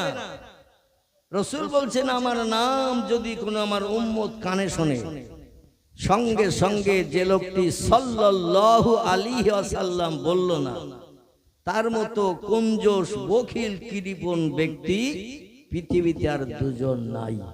জোরে বলুন একটু সুবহানাল্লাহ। আর রাসূল বলছেন যে আমার নাম শুনে কৃপণতা করবে, বখিলতা করবে, কঞ্জুসতা করবে, সাল্লাল্লাহু আলাইহি ওয়াসাল্লাম বলল না, ফালাইসা মিন্নি মিন ইয়াউমিল কিয়ামাত, হাসরের মাঠে যেদিন বাপ ছেলের হবে না, ছেলে বাপের হবে না, মা মেয়ের হবে না, মেয়ে মায়ের হবে না, ভাই বোনের হবে না, বোন ভাইয়ের হবে না, বন্ধু বান্ধব কেউ কারো দিকে এক পলকে ফিরেও তাকাবে না। সেদিন আমি মুহাম্মদ রাসূলুল্লাহ, ও লোকটা যদি জাহান্নামের অধিবাসী হয়, আমল কালাম খারাপ করে যাওয়ার কারণে, মদ খাওয়ার কারণে, সুদ খাওয়ার কারণে, ব্যভিচারী করার কারণে, গরিব এতিমের হক ফাঁক দিয়ে খাওয়ার কারণে, মানুষের অর্থ আত্মসাৎ করার কারণে, কোনো ব্যক্তির প্রাণ নাশ করে তার বিবি বাচ্চার বিধবা এতিম বানানোর কারণে, পৃথিবীতে খারাপ কাজগুলো করার কারণে যে লোকটির ঠিকানা হবে জাহান্নাম। ঠিকানা কি হবে? মদ যদি কেউ খায়, সুদের ব্যবসা যদি কেউ করে, গরিব এতিমের হক যদি কেউ ফাঁকি দিয়ে খায়, কোনো ব্যক্তির প্রাণ নাশ করে অর্থ আত্মসাতের জন্য, বিবি বাচ্চারে বিধবা এতিম বানায়, গরিব এতিমের হক ফাঁকি দিয়ে খায়, জায়গা জমি অনেক সময় গরিব এতিম তার আহা বলার কেউ নাই, জায়গা জমি কিছু বাপ রেখে গিয়েছিল কিন্তু তাতে আর বাচ্চাদের অধিকার দেয় না। এদিকে অবশ্যই এরকম হয় না, বোধহয় হয়। আল্লাহু আকবার। সুযোগ পেলেই সদ্ব্যবহার। এই কাজগুলো কি ভালো কাজ না খারাপ কাজ? এই কাজগুলো একটু কথা বলেন, আপনারা কি করছেন নাকি? এই কাজগুলো হলো খারাপ কাজ। আর এই খারাপ কাজ করার কারণে উলাইকা আসহাবুল নারি হুম ফিহা খালিদুন, আল্লাহ বলছেন এই খারাপ কাজগুলো করার কারণে তারা হবে জাহান্নামের ইন্ধন, জাহান্নামের কাঠ হবে। আর যুগ যুগ যুগ যুগ যুগ যুগ ধরে তাদের জাহান্নামের আগুনে দগ্ধ করা হবে, পুড়ানো হবে। লা ইয়ামুতু ওয়ালা ইউখরিস ফিহা, এই আশা নিয়ে যেন মরণ বরণ করে কবরে যেয়ে না উম্মতে মুহাম্মাদি।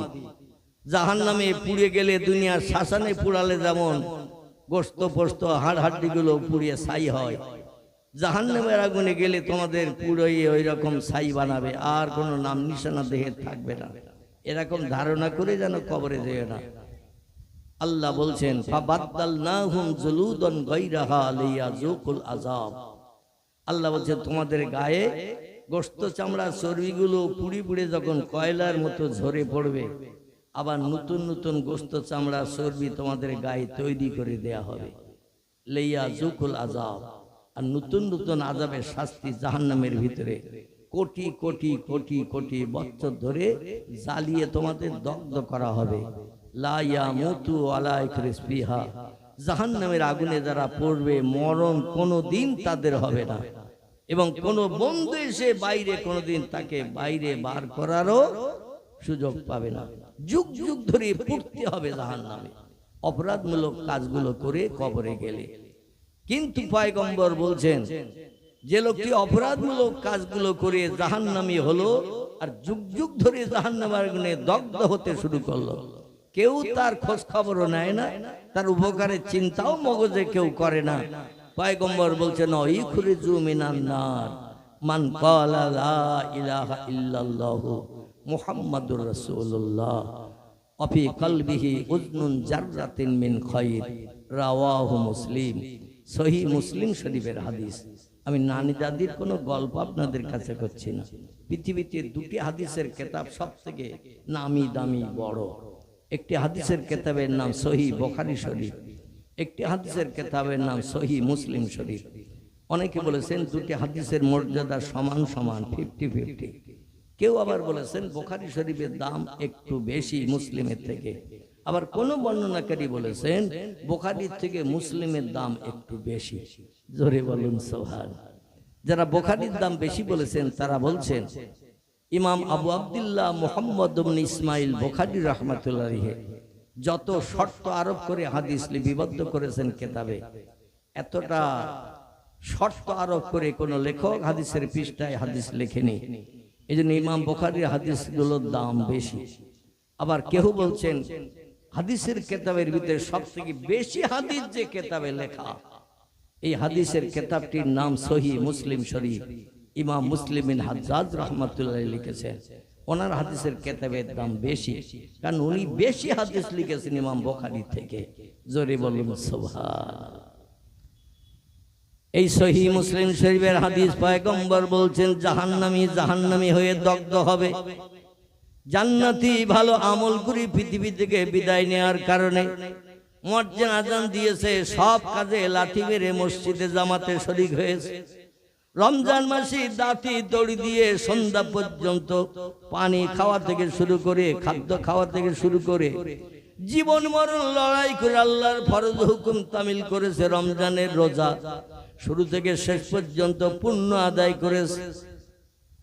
সকাল সন্ধ্যা সময় যখন হাতে পেয়েছে আল্লাহর পাক কালাম কোরআন শরীফ আলগা করে কোরআন তেলাওয়াত করেছেন। সাহাবীরা বলছে ইয়া রাসূলুল্লাহ যদি কোরআন তেলাওয়াত করতে না জানি, বোঝা যাচ্ছে তো নাকি? সাহাবীরা বলছে ইয়া রাসূলুল্লাহ কোরআন তেলাওয়াত করতে যদি না জানি কিভাবে কোরআন তেলাওয়াত করব? নবী বললেন কোরআন তেলাওয়াত করতে যদি না জানো, পড়তে যদি না জানো, খোঁজ করবে বাড়ির আশেপাশে কোন বাড়িতে কোরআন তেলাওয়াত হচ্ছে। যে বাড়িতে কোরআন তেলাওয়াত হচ্ছে ওই বাড়িতে যে তুমি পাশে বসে বসে আল্লাহর পাক কালাম কোরআন সত্য ভাষা, এই কোরআন তেলাওয়াত তুমি অপরের তেলাওয়াতটা শুনতে থাকো। যে লোকটা তেলাওয়াত করবে সে যতটা সওয়াবের অধিকারী হবে, আর তুমি সময় দিয়ে পাশে বসে বসে যদি শুনতে পারো আল্লাহ ততটা সওয়াবের অধিকারী তোমাকেও বানিয়ে দেবে। পয়গম্বরের সাহাবীরা মসজিদে নববীতে বলছেন ইয়া রাসূলুল্লাহ পাশের আশেপাশের বাড়িতে যদি কোনো কোরআন তেলাওয়াতকারী না পাই, আমি তো পড়তে জানি না, আর আশেপাশের কোনো বাড়িতে যদি কোরআন তেলাওয়াতকারী না পাই, তাহলে সকাল সন্ধ্যা আল্লাহর সত্য ধর্মগ্রন্থ পাক কালাম কোরআন তেলাওয়াতের সুযোগ কি করে পাবো, শোনার সুযোগ কি করে পাবো? নবী বললেন, শোনো, তুমি যদি নিজে পড়তে না জানো, আশেপাশে কোনো ব্যক্তির কোরআন তেলাওয়াত করা যদি কানে শুনতে না পাও, তাহলে তুমি ওযু করে পবিত্রতা অবলম্বন করে আল্লাহর পাক কালাম কোরআন নিয়ে আলগা করে তোমার এই শাহাদাত আঙ্গুলিটা দিয়ে তুমি কোরআনের উপরে আঙ্গুলটা শুধু অক্ষরগুলোর উপরে বোলাতে থাকো। একটু জোরে বলা যাবে না সুবহানাল্লাহ?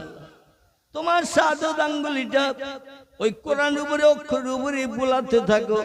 যে লোকটি তিলাওয়াত করে সে যতটা সওয়াব পাবে আল্লাহর পাক কালাম কোরআনের উপরে, তোমার শাহাদাত আঙ্গুলিটা দিয়ে অক্ষর উপরে যদি তুমি বুলাতে থাকো, তুমি ততটা সওয়াবের অধিকারী হবে।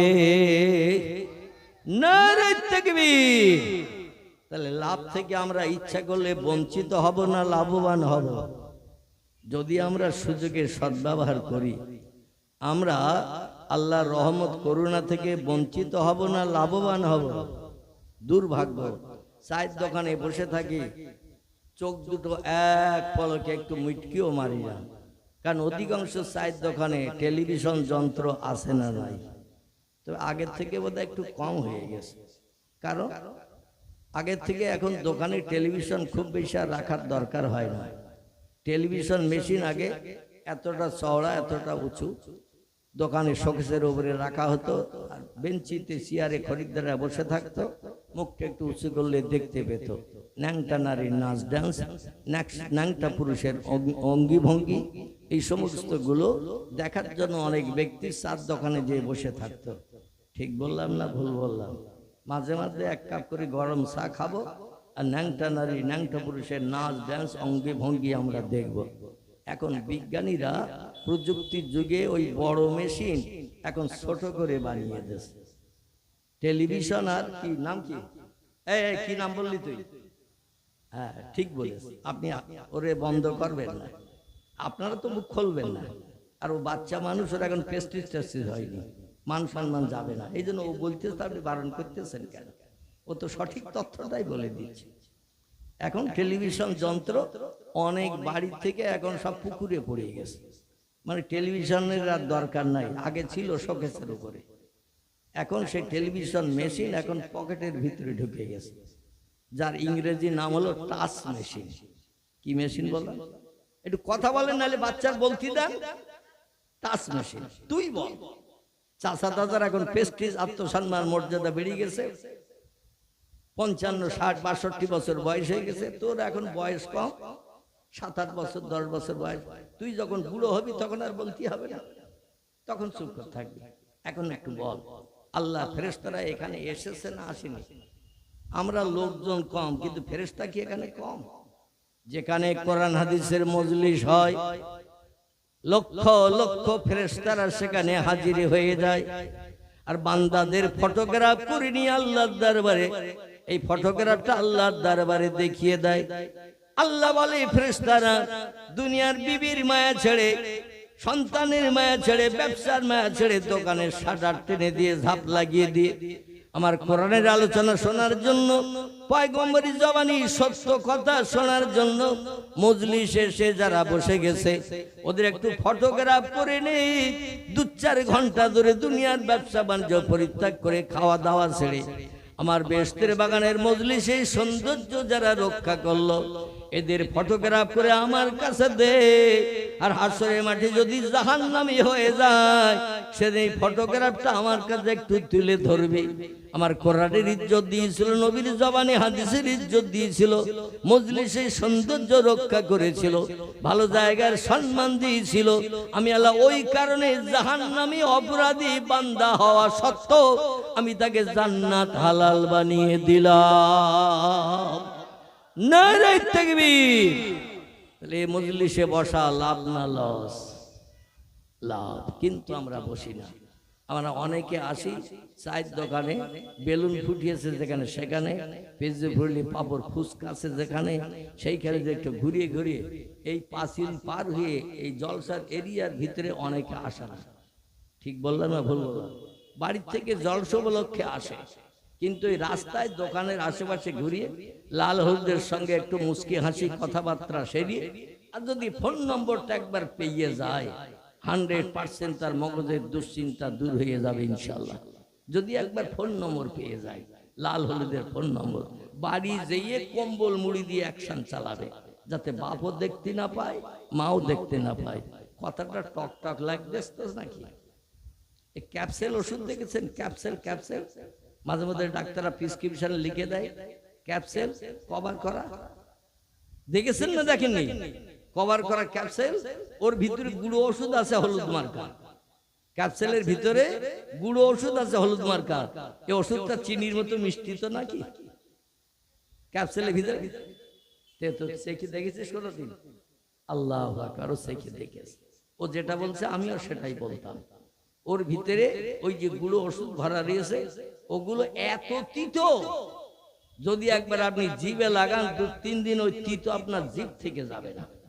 এই কারণে ওই ক্যাপসুলের কভারের ভিতরে ঢুকিয়ে দিয়েছে, কভার সমেত গিলে খা, পেটে দিয়ে কভার ফেটে যাবে, ওষুধে তোর কাজ হবে। ঠিক না ভুল? কোরআন হাদিসের কথাগুলো বর্তমানে কিছু মানুষের কাছে ক্যাপসুলের মতো এইরকম তিতো লাগবে। তবে তিতো ওষুধ খেলে পরবর্তীতে লাভ হয় না লস হয়? রোগ সারে না সারে না? রোগ সারে। কিছু করার নাই, কিছু বলার নাই। ক্যাপসুল স্বরূপ কিছু তথ্য আপনাদের কাছে পরিবেশন করব ইনশাআল্লাহ। তবে আমি যেটা পূর্বে বলতে চাইছিলাম সেটি হলো এই, পয়গম্বর মুহাম্মদ রাসূলুল্লাহ বলছেন, যেদিন হাসরের মাঠে কেউ কারোর দিকে ফিরে তাকাবে না, হিসাব নিকাশ হবে। ওয়াকিমুল ওয়াজনা বিল কিসতি ওয়ালা তুকসিরুল মিজান। সেদিন ন্যায়ের তুলাদণ্ডে বিচার হবে, বান্দা বান্দি সবাই।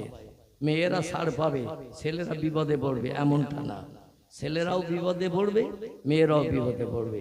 নবী বলছেন, জীবনে 53 বছর বয়সে রজব মাসের 26 তারিখের দিনগত রাত আমি আল্লাহর সঙ্গে দিদার করতে গিয়েছিলাম। পৃথিবীতে প্রথম আল্লাহর দেখার সুযোগ পেয়েছিলেন সরাসরি যিনি, সামনে বসে গল্প করার সুযোগ পেয়েছিলেন এক টানা 27 বছরের লম্বা মেয়াদ। কতদিন বললাম? আমরা আমাদের প্রেমিক যদি প্রেমিকারে কাছে পাই, জীবনের প্রথম প্রেমিক যদি প্রেমিকারে কাছে পাই, প্রেমিক যদি প্রেমিকাকে কাছে পাই, তাহলে সামনাসামনি হলে গাছতলায় অন্তত 2-4 ঘন্টা গল্প ওদের শেষ হবে। 2-4 ঘন্টা। এতদিন শুধু ফোনে ফোনে কথা হইতো, আজকের কাছে পেয়ে গেছি। ঘন্টা কখন পেরিয়ে যাবে নিজেও খবর রাখে না। যেমন চায়ের দোকানে টেলিভিশন দেখতে ভালো ফিল্ম যদি দেয়, দেখবেন ঘন্টার পর ঘন্টা পেরিয়ে যায়, খেয়াল থাকে না। বাড়ি থেকে বাচ্চা মেয়ে এসে বলছে, আব্বা বাড়ি যাবে না? রান্না হয়ে গেছে, মা ভাত বেড়ে রেখেছে। আব্বা তখন একটু মগজ ঘুরিয়ে ফিরেছে, বলে এই কটা বেজেছে? বলে 2:30 বেজেছে। বলে সে 11টা এসেছিলাম, এর ভিতরে 2:30 বেজে গেছে। মানে এমন মনের ফিলিং দেখাচ্ছে টেলিভিশনে, ও ঘন্টার পর ঘন্টা পেরিয়ে যাচ্ছে, ওর উঠতে ইচ্ছা হচ্ছে না। এমনটা হয় না? হয় না? মেয়ে বলছে, তাড়াতাড়ি আসেন, মা ভাত বেড়েছে। বলে আমার তো এখনো গোসল করা হয়নি। বলে যা, তাড়াতাড়ি যা, মেয়ে এসে ডাকছে, তাড়াতাড়ি যা। ও বাড়ি এসে পাখির মতন পড়িয়েছে পুকুরে, পাখির মতন উঠেছে। এখন এই গোসল করতে গেলে একটু অজুর দরকার হয় না? হয় না? কোথায় অজু তার ঠিক ঠিকানা নাই। ও গোসল সেরে উঠে বাড়ি চলে, দে তাড়াতাড়ি দে। মানে দুটো গপা গপ খাবে হাঁসের মতো, খেয়ে আবার যাবে ওই চায়ের দোকানে, ওই দোকানে যেখানে ন্যাংটা নারী পুরুষ দেখতে পাওয়া যায়। চিল্লায় বলুন একটু নাউজুবিল্লাহ। এই সমস্ত অপরাধমূলক কাজ করে যারা মসজিদ মুখ হলো না, মর্জিনের আজানে কান দিল না, মসজিদে আল্লাহর নামে জপ জিকির, সুবহানাল্লাহ, আলহামদুলিল্লাহ, লা ইলাহা ইল্লাল্লাহ জপ জিকির যারা করলো না, আল্লাহ বলেন যাক্কির ফাইন্না যিকরা তানফাউল মুমিনিন, আমার নামে স্মরণ পবিত্র জায়গায় বসে বসে যারা করে, আমি আল্লাহ পাক রব্বুল আলামিন তাদের সব পরীক্ষায় সফলতা দান করি। জোরে বলুন একটু সুবহানাল্লাহ। কোনো পরীক্ষায় তারা ফেল করে না। অস্কুরুল্লাহ কাসীরাল লাআল্লাকুম তুফলিহুন। তারা যত ব্যবসা করে সব ব্যবসায় আমি তাদের লাভ দেখাই, কোনোদিন কোনো ব্যবসায় আমার বান্দারা লস করবে না, কারণ তারা আমার, আমি আল্লাহ তাদের। জোরে বলুন একটু সুবহান। নবী আরো বলছেন, মান কানা লিল্লাহ কানাল্লাহু লাহু। যে লোকটি আল্লাহর আপন হয়, রাস্তায় হোঁচট খেলো আল্লাহ গো বলে। আমরা যারা রাস্তায় হোঁচট খাই খয়ের মাথায়, কিংবা বাম্পারে ধাক্কা খাই, লাল হলুদের দিকে তাকাতে যে সামনে একটা লাল হলুদ যাচ্ছে, যুবতী সুন্দরী অস্পরা নারী, তখন বাম্পারের কথার খেয়াল থাকবে? খয়ের মাথার কথা খেয়াল থাকবে? আর ওই লাল হলুদের দিকে তাকাতে যেতে যে যদি একবার হোঁচট খায়, ও তখন বাপ গো মা রে এমন আওয়াজ ওঠে। ও হোঁচট খাওয়ার পরও ইটের মাথায় ধাক্কা খেয়ে নখ উল্টে গেল, আল্লাহর নাম ওর স্মরণে আসে না। কারণ 24 ঘন্টা আল্লাহর নাম তো একটা বারও পড়ার সুযোগ পাইনি। আরে বিপদে কি ওই নাম আসবে? ও তখন প্রেমিকার নামও হয়তো বলে বলবে, যার সঙ্গে প্রতিদিন 2-4 ঘন্টা করে কথাবার্তা হয়।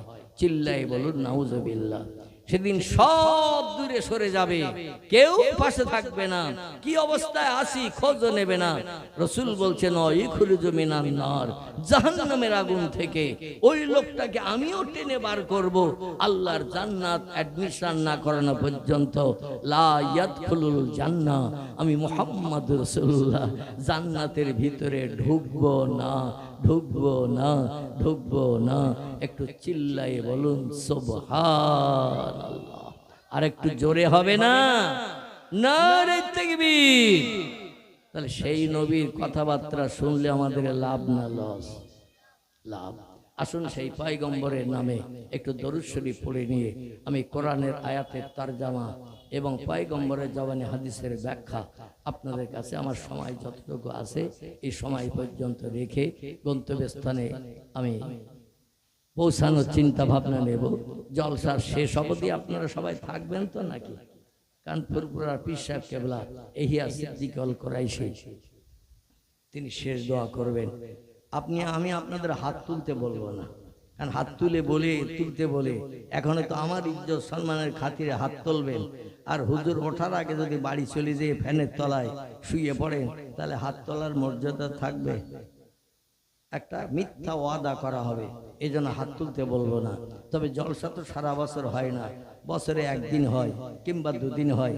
এই জন্য চেষ্টা করবেন এই মজলিসে আসা এবং বসলে যেদিন কেউ কারো হবে না, সেদিন মজলিস আপনার হয়ে আল্লাহর কাছে দাবি রাখবে। আল্লাহ, আপনার বান্দা যদি জাহান্নামে যায়, আমিও জাহান্নামে যাব, আমি কোরআন জাহান্নামে যাব, নবীর জবানে হাদিস জাহান্নামে যাব। আল্লাহ বললেন, তোমাদের দাবি কি? বলে, আমাকে মান্যতা দিয়ে চলেছিল যে সেই লোকটিকে আমার সঙ্গে জান্নাতে যেতে দিতে হবে। আল্লাহর 99টি নামের ভিতরে 2টো নাম হলো সবথেকে ইজ্জতপূর্ণ, গুরুত্বপূর্ণ এবং সবথেকে দামি নাম। একটি নাম হলো রহমান, একটি নাম হলো রহিম। এছাড়া আরো 97টি নাম আছে। আল্লাহ রহমান, রহিম, গফফার, করিম, সাত্তার, জব্বার, আউয়াল, আখির, জাহির, বাতিন, লতিফ, কাহার, এইভাবে 99টি নাম আছে আল্লাহর। এই 99টি নামের ভিতরে 2টি নামের মর্যাদা হলো সব থেকে বেশি, গুরুত্ব হলো সব থেকে বেশি। একটি নাম হলো রহমান, একটি নাম হলো রহিম। রহমান নামের গুণটা আল্লাহ অটোমেটিক পৃথিবীর উম্মতে মুহাম্মাদের জন্য দান করে দিয়েছেন। রহমান নামের কাজ শেষ। একটা নামের মর্যাদা সম্মান আল্লাহ নিজের কুদরতি হাতে রেখে দিয়েছেন, এটা এখনো দান করেননি। এটা দেবেন সেই দিন তাম পৃথিবীর মানুষ যেদিন বিপদগ্রস্ত হয়ে হাসরে মাঠে দাঁড়িয়ে থাকবে যেদিন, সেদিন এই রহিম নামের গুণটা আল্লাহ দান করে অপরাধী সাব্যস্ত হলো, জাহান্নামী সাব্যস্ত হলো। মিজানের দাড়ি পাল্লায় পাপের পাল্লা ভারী হওয়া সত্ত্বেও আল্লাহ রহিম নামের গুণটা দান করে দিয়ে অপরাধীকে কোরআনের ইজ্জতের খাতিরে, হাদিসের ইজ্জতের খাতিরে, পয়গম্বরের মর্যাদা রক্ষার্থে আল্লাহ অপরাধী জাহান্নামীকেও সেদিন রহিম নামের ইজ্জতের খাতিরে জান্নাত হালাল বানিয়ে দেবেন। জোরে বলুন একটু সুবহানাল্লাহ। আমরা চাই না সেই জান্নাত। জান্নাত আমরা চাই না। আরবিতে নাম জান্নাত, বাংলা নাম হলো স্বর্গ বা উর্দু ভাষায় ফার্সি ভাষায় বলা হয় বেহেশত। কি জিনিস আমরা কোরআন হাদিসের তথ্য শুনলেই মোটামুটি অনুভব করতে পারি, কিন্তু জান্নাত তো আমরা কেউ চোখে দেখিনি। দেখেছি আল্লাহরে যেমন দেখিনি, জান্নাত চোখে দেখিনি। জাহান্নাম যে কি আগুন এটা আমরা কেউ চোখে দেখেছি? কোরআন হাদিসের বর্ণনার মাধ্যম দিয়ে কিছু অনুভব করি। কারণ সেই আগুন জাহান্নামে আল্লাহ পাক আগুন জ্বালিয়ে কড়া করেছেন 3000 বছর ধরে জ্বালিয়ে। আচ্ছা, পৃথিবীর আগুন জ্বালিয়ে কড়া করা হয়? পৃথিবীর যে আগুন, আমরা রান্না বান্না করি আগুন দিয়ে, বিভিন্ন কাজকর্ম করি, অনেক জিনিস গালাই, লোহা গালাই, কাঁচ গালাই, বিভিন্ন প্লাস্টিকগুলো এখন বিভিন্ন কলকারখানায় গালানো হয় না, আগুন দিয়ে গালানো হয়। তো কাঁচ গালাতে গেলে আগুন লাগে, লোহা গালাতে গেলে আগুন লাগে। এই আগুন যেখানে জ্বালানো হয় আমাদের টেমির আগুনের মতো ওই রকম না, তার থেকে আরো অনেক কড়া। কথা বলে না, আরো অনেক কড়া। আল্লাহ বলছেন অপরাধী সাব্যস্ত হয়ে আমার দুনিয়ায় বাস করবে, আমার নেয়ামত খাবে, আমার অনুদান সংসার জীবনে বিবি বাচ্চা নিয়ে সংসার জীবনে সুখ ভোগ করবে, আমার বানানো জমিনে ঘর বেঁধে থাকবে, আর আমি আল্লাহ মুয়াজ্জিনের আযানে কান দেবে না, মসজিদে জামাতে শরীক হবে না, রমজান মাসে রোজা রাখবে না, চার দোকানে দিনের বেলা 13 কাপ করে খাবে দিনের বেলা। আর আমি আল্লাহ পাক রাস্তাঘাটে পথে হাটে মাঠে আমার নামের তাসবিহ জপ জিকির তোমরা করবে না, এমনি এমনি তোমাদের ছাড়বো। শোনো গো, যে আগুনে তোমাদের জ্বালাবো কোটি কোটি কোটি কোটি বছর ধরে, সে আগুনটা একটু কড়া করার জন্য আমি ফেরেশতাদের দিয়ে 1000 বছর করে জ্বালিয়ে জ্বালিয়ে 3000 বছর ধরে জ্বালিয়ে আগুনের রং পরিবর্তন করিয়ে আগুনের কালার এখন ঘোর কৃষ্ণ কালো বরণ করিয়ে রেখেছি। দুনিয়ায় যে আগুন দেখি, এই আগুনের রং কেমন? কালার কালার লাল। আল্লাহ বলছেন এই আগুন জ্বালাও আরো গাঢ় করার জন্য। আচ্ছা, আমাদের দেশে খেজুরের রস জ্বালিয়ে গুড় করা হয় না? আপনাদের দেশে তালের রস জ্বালিয়ে অনেকে গুড় করে না? বাবুরহাটও মাঝে মাঝে বিক্রি করতে এনে যায় না? যায় না? রসের কালার আর গুড়ের কালার একরকম। রস জ্বালালে গুড় হয়, এই জন্য রসের কালার আলাদা, গুড়ের কালার আলাদা। আল্লাহ বলছেন অপরাধীদের জ্বালানোর জন্য আমি 1000 বছর করে করে 3 বার ফেরেশতাদের দিয়ে জ্বালিয়ে কড়া করেছি। প্রথম জ্বালালাম জাহান্নামের আগুন, কালার হয়ে গেল শ্বেতবর্ণ সাদা 1000 বছর জ্বালানোর কারণে। বিশ্বনবী মুহাম্মদ রাসূলুল্লাহ জওয়ানি মোবারক তিরমিজি আবু দাউদ শরীফের হাদিস, আগুনের কালারের রং পরিবর্তন হয়ে সাদা হলো সাদা। আল্লাহ বলেন এখন উপযুক্ত হয়নি, আর 1000 বছর জ্বালাও। ফেরেশতারা আবার কড়া করার জন্য আর 1000 বছর জ্বালালো। আল্লাহ বলছেন এ ফেরেশতারা এবার কালার কেমন হলো? ফেরেশতা বলছেন আল্লাহ কালার হয়েছে লাল বর্ণ, লোহিত বর্ণ লাল। আল্লাহ বলছেন এখন উপযুক্ত হয়নি, আবার 1000 বছর জ্বালাও। আবার ফেরেশতারা 1000 বছর জ্বালানো শুরু করলো। জ্বালানো যখন হয়ে গেল আল্লাহ বলেন এবার বলো আগুনের কালার রং কেমন হলো?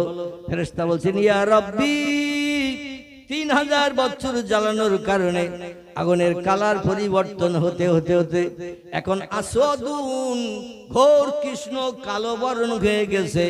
আল্লাহ বলেন উপযুক্ত হয়েছে, এই কালো বর্ণের আগুন দিয়ে বান্দাদের দগ্ধ করব, জ্বালাবো, যাতে পাশাপাশি 2 জন বান্দা আগুনে জ্বলবে, 3 জন পাশাপাশি দাঁড়িয়ে জ্বলবে জাহান্নামের ভিতরে। এত ঘোর কৃষ্ণ কালো বর্ণ এই জন্য করেছে ওরা চিল্লাবে, আগুনে পুড়বে, যখন চিল্লাবে বাঁচাও বাঁচাও করবে, আওয়াজ জাহান্নামীরা শুনতে পাবে একে অপরের বাঁচাও বাঁচাও বাঁচাও বাঁচাও বাঁচাও, কিন্তু কেউ কাউকে দেখতে পাবে না। এত ঘোর কৃষ্ণবর্ণ কালো আগুনে ফেলে রাখবো, কেউ কাউরে দেখতে পাবে না। কার কষ্ট কেমন হচ্ছে কেউ দেখে বুঝতেও পারবে না, শুধু আওয়াজ শুনতে পাবে, দগ্ধের আওয়াজ। আল্লাহ পাক বলছেন কুল্লামা নুদিজাত জুলুদুহুম বাদদালনাহুম জুলুদান গায়রাহা, অপরাধীদের আমি আগুনে যখন জ্বালাবো ওদের গায়ের গোশত চামড়া চর্বিগুলো আগুনে পুড়ে পুড়ে কয়লার মতো ঝরে ঝরে পড়বে। বাদদালনাহুম জুলুদান গায়রাহা, আবার নতুন নতুন গোশত চামড়া ওদের গায়ে তৈরি করে দেয়া হবে। লিয়াযুকুল আযাব, নতুন নতুন আযাবের শাস্তি তারা উপভোগ করতে থাকবে। লা ইয়ামুতু ওয়ালা ইউকরিস ফিহা, কিন্তু এই আগুনে পুড়লে মরণ কোনোদিন হবে না।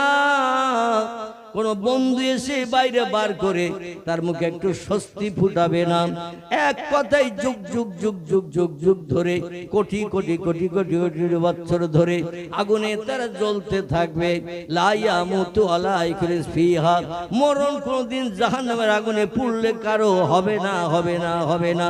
কোন বন্ধু কাউরে বাইরে বার করবে না। তবে শোনো গো উম্মতি মুহাম্মাদিরা, ও আব্দুর রহমান, আব্দুল মুমিন, আব্দুল করিম, আব্দুল জব্বার, আব্দুল সামাদ, আব্দুল গফফার, শুনে না উম্মতি মুহাম্মাদিরা, পয়গম্বর মুহাম্মদ রাসূলুল্লাহ হাসরের মাঠে যখন কবর থেকে উত্থাপিত হয়ে দাঁড়াবেন, আল্লাহ প্রথম হিসাব নিকাশ শুরু করার আগে আমাদের পয়গম্বরকে জান্নাত হালাল বানিয়ে দেবে। আল্লাহ বলেন উদকুল বাবাকা ইয়া আইয়ুহান নবী, ওই যে জান্নাতের দরজা দেখা যাচ্ছে, ওই দরজা দিয়ে আপনি ভিতরে ঢুকুন। হুরগেলে মানদিন আনন্দ ফুর্তি করুন, যেটা খাওয়ার ইচ্ছা করবেন তাদের কাছে জানান, আপনার সব চাহিদা পূরণ করে দেবে। আপনি জান্নাতে না ঢুকে গেলে আমি আল্লাহ আপনার অপরাধী উম্মতদের বিচার শুরু করতে পারছি না। আপনি একটু শান্তির জায়গায় চলে যান। রাসূল বলছেন লা ইয়াদখুলুল জান্নাত, প্রথম আমার জন্য হালাল হবে, জান্নাত হালাল হবে, শান্তির জায়গা আমার জন্য প্রথম বরাদ্দ হবে। কিন্তু আমি যদি জান্নাতে চলে যাই নিজের সুখ ভোগের জন্য, হুরগেলে মানদিন আনন্দ ফুর্তি যদি করি, আমার গুনাহগার উম্মতদের উপায়ের দায়িত্বকে পালন করবে। এই জন্য আল্লাহ আমাকে অনুমতি দেওয়া সত্ত্বেও আমি জান্নাতে ঢুকবো না। আচ্ছা, আমার মতো মৌলভী আবুল কালামকে, আপনাদের মতো আব্দুর রহমান, আব্দুল সালাম, আব্দুল মুবিন, গোলাম নবী, গোলাম কিবিরা, গোলাম রসুল, আব্দুল খালেক, এদের যদি হাসরের মাঠে যেদিন সূর্য 12টা মুখ দিয়ে 1 মাইল মাথার উপর থেকে কিরণ দান করবে পৃথিবীতে, দুনিয়ার এই শক্ত মাটি সেদিন সূর্যের রৌদ্রে গলিয়ে দিয়ে পানির মতো টকবক করে ফুটতে থাকবে। পায়ে কোনো জুতো টুতো থাকবে না, একেবারে উলঙ্গ থাকবে নবীরা, উলঙ্গ থাকবে নবীর বিবিরা, উলঙ্গ থাকবে নবীর উম্মতেরা, উলঙ্গ থাকবে পৃথিবীর সব দেশের সব মানুষ, নারী পুরুষ সব উলঙ্গ থাকবে, কারো গায়ে কোনো পোশাক থাকবে না। পয়গম্বর মুহাম্মদ রাসূলুল্লাহ বলছেন, আমি যেদিন মায়ের উদর থেকে জন্মগ্রহণ করি মক্কার আবু কওয়াইস পাহাড়ের পাদদেশে খেজুরের পাতার বেড়ার ভিতরে, আমার মায়ের ঘরটা ছিল খেজুরের পাতার মাঝখানে ডেটা দিয়ে বেড়া দেওয়া, উপরটা ছিল খেজুরের পাতার হালকা ছাউনি দেওয়া। সূর্য রৌদ্র দিলে ঘরের ভিতরে আলো যেত।